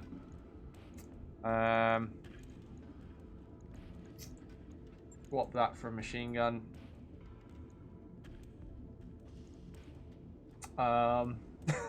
What else am I going to do with this? Do I have spare jump jets? I got 1 spare jump jet. Oh, I'm already maxed out for jump jets. But it has got its close quarter combat suite. So you get plus 90 meter support range and plus 10 melee hit defense. So you may as well use this as a melee mech. How much tonnage can I free up? No, I don't want to strip the back down too much if I'm going in meleeing, do I? There's not a lot I can do with this. There really isn't. There really, really isn't. Let's check the store. What support weapons have you got? Just machine gun ammo. All right. Well, that settles it. The flamer's going to have to go back in it. And we've got a ton spare that right now I can't do anything with because this mech is terrible. Absolutely terrible. That's going to take me 5 days to fix this terrible, terrible mech up. I'm taking the AC2 out because the AC2s are back down to the Harebrained version, so 25 damage. Waste of time, in my opinion. I'm not going to use those. Right, what now? What now? I mean, I need to do a mission. I will equip the new stuff in a little bit. Or will I? No, because I've only got time for 1 more mission. Screw it. I'm equipping it now. I'm doing it now. Right, do we have a ballistic hardpoint on this? No, we've got no ballistic hardpoint on the Vindicators. Damn it. How am I going to get the LBX in if I don't have any ballistic hardpoints on anything? Damn it, game. All right. We're going to have to put it on the Irby. It's my only option. It's the only thing that's got a ballistic hardpoint. So there it is. It's going there. Right, how many rounds have we got per ton? 15 rounds. Okay, that's fine. That should be enough. We'll leave that as is. Max the armor.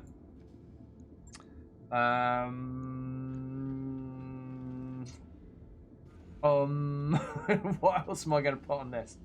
Got 5 tons. I might stick a large laser on. Is there one in the store? I thought I saw a large laser in the store. There is. We're going to buy that. What about the large laser plus? Nah, it's not worth it. Buy the cheap one. We are not exactly flush with cash right now, and I don't want to bankrupt myself immediately as we start this campaign. Right, let's get the rear armor stripped down a bit so we can fit that. So we've got an LB5X and a large laser. Not the best mech I've ever built, but it will do. It's going to take us 8 days. 8 days. I'm going to have to wind the time on, aren't I? Just so that we can see that new weapon in action. in a mission before I have to end the damn stream. Right, okay. Winding time on it is. Gecko and Angel of Death are out of action for quite a long time. So I could probably do with buying more pilots, couldn't I? Because I don't think I have 4 pilots to run in a mission right now. I have 3 pilots. So let's go to the hiring hall. Let's bring someone in. I'm just going to do this quickly, so I'll sort out naming at a later date. Let's go with Cujo. He'll do for now. Just so we've got enough pilots for this mission. And let's do a contract. I have time just about to squeeze one more in. I'm going to have to do this half a skull because everything sucks right now and I need to be quick. Yeah, that'll do. Whatever. Right, let's get the Irby in. Get the pilots in. I think yeah, Deb is out of action for a while along with Gecko, but we've got Sarge, we've got Catch, we've got the Chaucer, and we've got Cujo, who will be one of the subscribers when I've got more time, and I'll get that named and sorted. But right now, we're just going to deploy quickly because I'm running out of time, and I want to show you guys as much as I can of this before I have to go. But don't worry, I will leave you in the safe hands of Garrison, I assume, who will still be streaming. He's planning on doing a 24-hour stream. I hope he managed to get a bit of sleep before he went live. But we will go visit him at the end of this. But we're doing this mission first. And I will be back tomorrow as well. So break from the usual schedule this week. This week, every day is Battletech Day because of the launch of Heavy Metal. So tomorrow, rather than doing my usual kind of random whatever I feel like it game, tomorrow my random whatever I feel like it game will be Battletech. I feel like playing Battletech because the new DLC came out. So that'll be at the usual time, 3 PM UK time, 10 AM Eastern. We will continue this campaign tomorrow and get some fun playtime going on. Command interface initiated.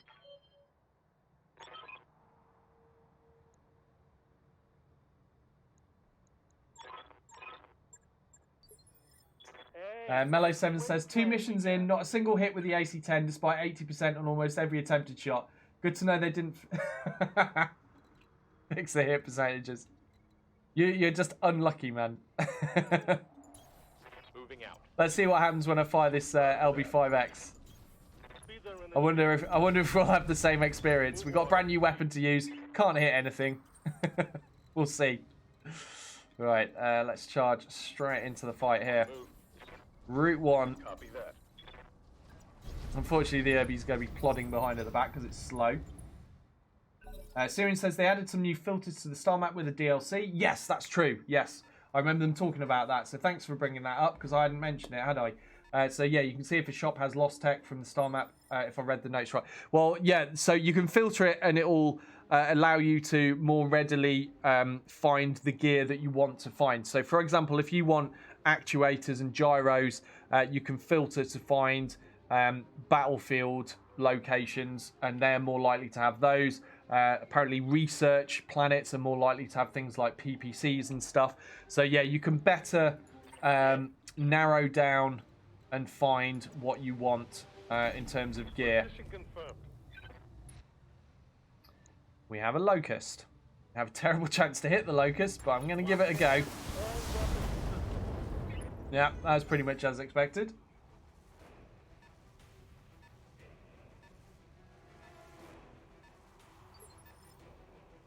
Orders.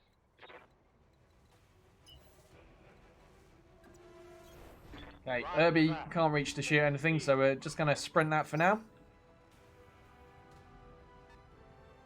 I got a bogey on my scanner. Hey Samurai, how you doing? Good to see you. Says it's still Robot XCOM, yes. Yeah. Right, can't get a direct line of sight. Doesn't matter where I go, so I guess we'll just fire LRMs and continue moving to this patch of trees. What I like to use for cover. 25%, not expecting much out of this. Yeah, no, we missed. We did remove some evasion though, so you know, there's that. Maybe same for Sarge. Roger. Just flinging some LRMs over the top. He's got a 30% chance now, thanks to us removing a little bit of evasion. Still, more missing. Never mind. Yes, that's correct. Syrian saying that Locust is one of the new ones, new variants from the DLC. Yeah, thank you for pointing stuff like that out, Syrian, because obviously playing the mods, I'm just so used to seeing these and it's nothing new to me. But yes, the 1E wasn't in the vanilla game. It is in now. But of course, those of us playing mods have had it for a long time. In my opinion, this is the best of the Locust variants. You've got 2 medium lasers and 2 small lasers. It's actually kind of nasty if that thing starts stabbing you in the back, to be honest. I think, are we going to go for a melee attack here? I think we'll go for a melee attack. Yeah, let's do it, because he's got so much evasion. You've got a better chance of actually hitting him with a punch or a kick. But yeah, so yeah, the 1E, decent Locust variant. If you know, it's all relative though. It's still a Locust. But for a 20-ton mech, that's a lot of firepower. You know, two smalls and 2 mediums.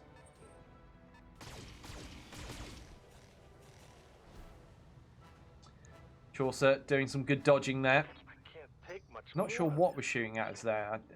I thought I briefly glimpsed a Vindicator, but I'm not 100% sure. Right, I'm going to reserve Cujo. But there's a Locust 1S. I think that's also a new variant, isn't it? The 1S? I don't remember that being in the vanilla game, but my memory for the vanilla game is not too good now. I've spent so much time playing modded Battletech. What's up, boss? Right, let's just go see what this is. We'll use catch to do some scan. Oh, it's a javelin. Oh, that explains. Yeah, it's not a Vindicator at all. It's a javelin. It's the laser variant of the javelin, the 10F with 4 medium lasers. What do I want to shoot though? I guess I'll shoot that since I'm here. I'm going to turn the LRMs off. Keep the mech a little bit cooler. No point wasting shots there when the hit chance is so bad. Oh, Syrian knew it was a javelin. He saw it. Oh, Syrian says the 1S is vanilla and so is the 1M. So they were in vanilla, but the 1E wasn't. Thank you, Syrian. Honestly, I can't remember. I've been playing modded so long. I haven't got a clue now what was in the vanilla for a lot of them. A lot of the variants. I mean, I can remember what the mechs are, you know, what mechs were in and what weren't, but the variants, it gets a little bit hazy, doesn't it? There are so many. Solid connection on that one. Okay, we've blown something off that. Oh, we've almost taken out both side torsos. He's almost a pencil. Right, now, moment I've been waiting for anyway. I don't know about you guys, but we're finally going to get to fire this LB5X. So 6 times 10 damage. Let's see how this works. If we can blow that other side torso off. So yeah, lots of little smatterings of 6 damage there. 10 rounds of it. But we didn't manage to blow that side torso off, so this javelin's still going to get to fire this round. There's a little bit of damage to Catcher's Vindicator. But nothing to be concerned about.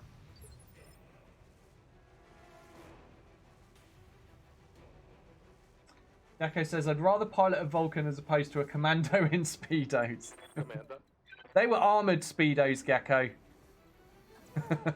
Only the best, man. Only the best for you. I'm dead. Right, I'm continuing to go for the Javelin because we've done a load of damage to it. May as well try and finish it off.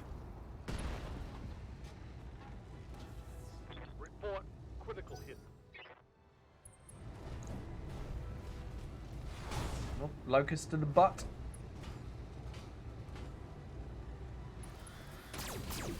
Oh, nasty. Butt poking small lasers as well. This is what makes that Locust scary. Is if it hadn't gone for the melee anyway, if it just fires 2 mediums and 2 smalls into your rear armor, it's painful. Although, I feel like he's made a mistake there. Oh, hold on. What? The LB5X has a minimum range? Are you having a laugh? The shotgun close combat weapon has a minimum range. Is that in the tabletop? Those of you that play tabletop, does it have a minimum range in tabletop? Because that kind of seems crazy to me that it would have a minimum range in this. Well, whatever. Okay, we'll work around it. So we're going to keep our distance and fire at the Locust this time. Firing a full southpaw. Nice. So, yeah, so Sarge and Styrian are both saying no, it shouldn't have a minimum range. So, why does it here? That seems like a weird choice, Hairbrained, gotta say.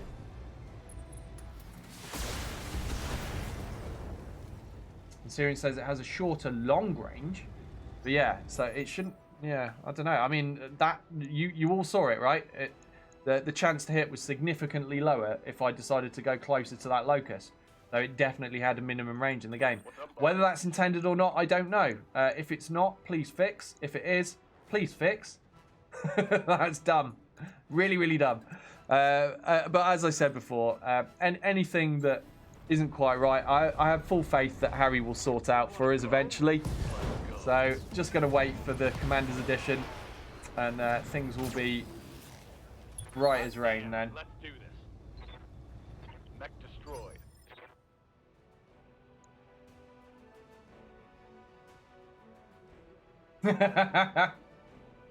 Yeah, that's right, Thor. He says, are these armoured Speedos sold where they sell the magical bikini armour that are in every second-rate fantasy? Yes, the exact same retailer. Yeah. We have a reliable supply of armoured Speedos. I mean, if you prefer an armoured bikini, you can have that. Nobody's going to judge you. Taking the shot. Wow, that is some spectacular shooting there. I don't think we hit anything. Damn it. Samurai says they probably just modified the AC5 and forgot to remove the minimum range. Derp. That would be my guess as well, Samurai. I think you're right. That's what I was thinking as well. Not much armor left in that location. Tyrion says maybe it's for the spread of the pellets from the... Nah, surely not. Surely not. In every BattleTech or MechWarrior related game I've ever played, you know, the closer you get, the better for the LB weapons, because those shotgun pellets have less time to spread further out. Yeah, no, it's a little bit nuts. I assume that'll get fixed by somebody somewhere. If either Hairbrain didn't intend it and they'll fix it themselves, or if they did, that's definitely going to get fixed by modders. I know Harry will sort that when he does his stuff. I know Harry well enough that I think it's... I'm going to go 100% and say there's no way Harry would leave a minimum range on LB weapons. Not in his mod, no way. Right, so look, just to prove the point again, look, you know, so if I'm close to this locust, 20% chance to hit with the LB, I've got to move outside of the minimum range, which I can't do from this position. I actually can't do it. All right, well, in that case, we'll just go headbutt the damn thing then.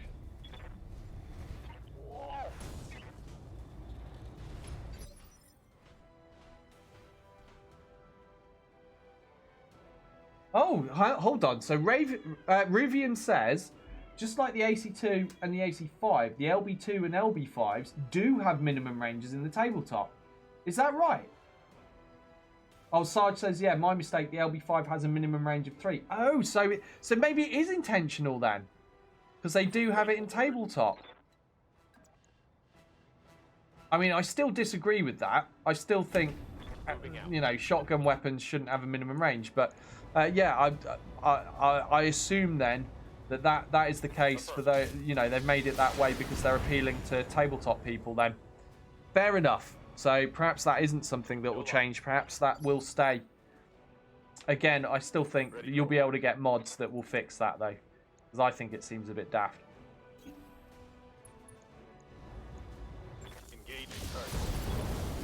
CT destroyed. Mech down. That should be the last target.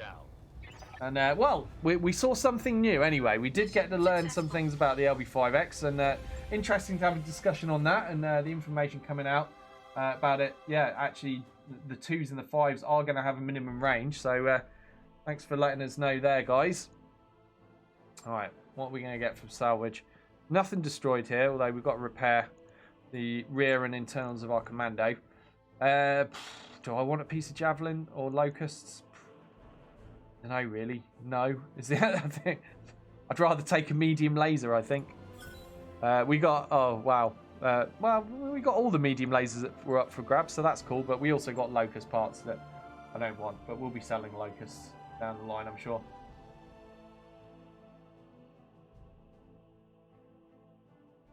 Yeah, exactly. I'm with you, Redburn. The whole purpose of a shotgun is close combat. Yeah. Weird to have shotgun-type weapons that have minimum range, but somebody somewhere along the lines, when they're writing rules for BattleTech for the tabletop, decided that it will have minimum range, and I guess Harebrained have just stayed true to that. So I can't really criticise Harebrained for that. They're just doing what the tabletop did. So I take it back, Harebrained. You're sticking to the tabletop with that. I still think it's stupid, though. Shotgun weapons shouldn't have a minimum range. So whoever came up with the tabletop rule, shame on you. That's a bad idea. Let them be shotguns. Right, I'm going to have to leave it there, guys, because I haven't got time for another mission now. I've done a longer stream than I have been since my son was born. Shell is definitely in need of help and food right now. So I'm going to have to head off. But don't worry. Don't worry, I will be back tomorrow at the usual time of 3 p.m. UK time, 10 a.m. Eastern, with more BattleTech heavy metal mod. We have all the DLCs installed. We're going to have a good time with that. And I'm going to leave you in the safe hands of Garrison, I assume, who is streaming. So I'm just going to have a look, check that he's up and running. Wow. You can tell something launched today, can't you? There are so many people streaming BattleTech that you just don't normally see. All of a sudden, everyone's come out of the woodwork. Right, so we are going to raid Garrison because it's been a long time since I've been able to raid Garrison, and he's our buddy, and he's getting a raid today. So let's get that on the go. And hopefully you guys will come with. And of course, we've got the Speedo emote. That'll be our first time of raiding Garrison with the new Speedo emote. So get your Speedos ready, guys. It's time for a Speedo raid. And I hope to catch you all tomorrow. If you're watching this on YouTube, please give the video a thumbs up if you enjoyed the content. It really helps with the algorithm to spread awareness of my channel to other people. And subscribe to the channel if you want to see more stuff like this. Thank you so much, everyone out there. I really appreciate all the new follows that have come in today as well. I hope to see you all again tomorrow for some more BattleTech. Thanks for joining us. We'll see you next time. Let's get that raid on.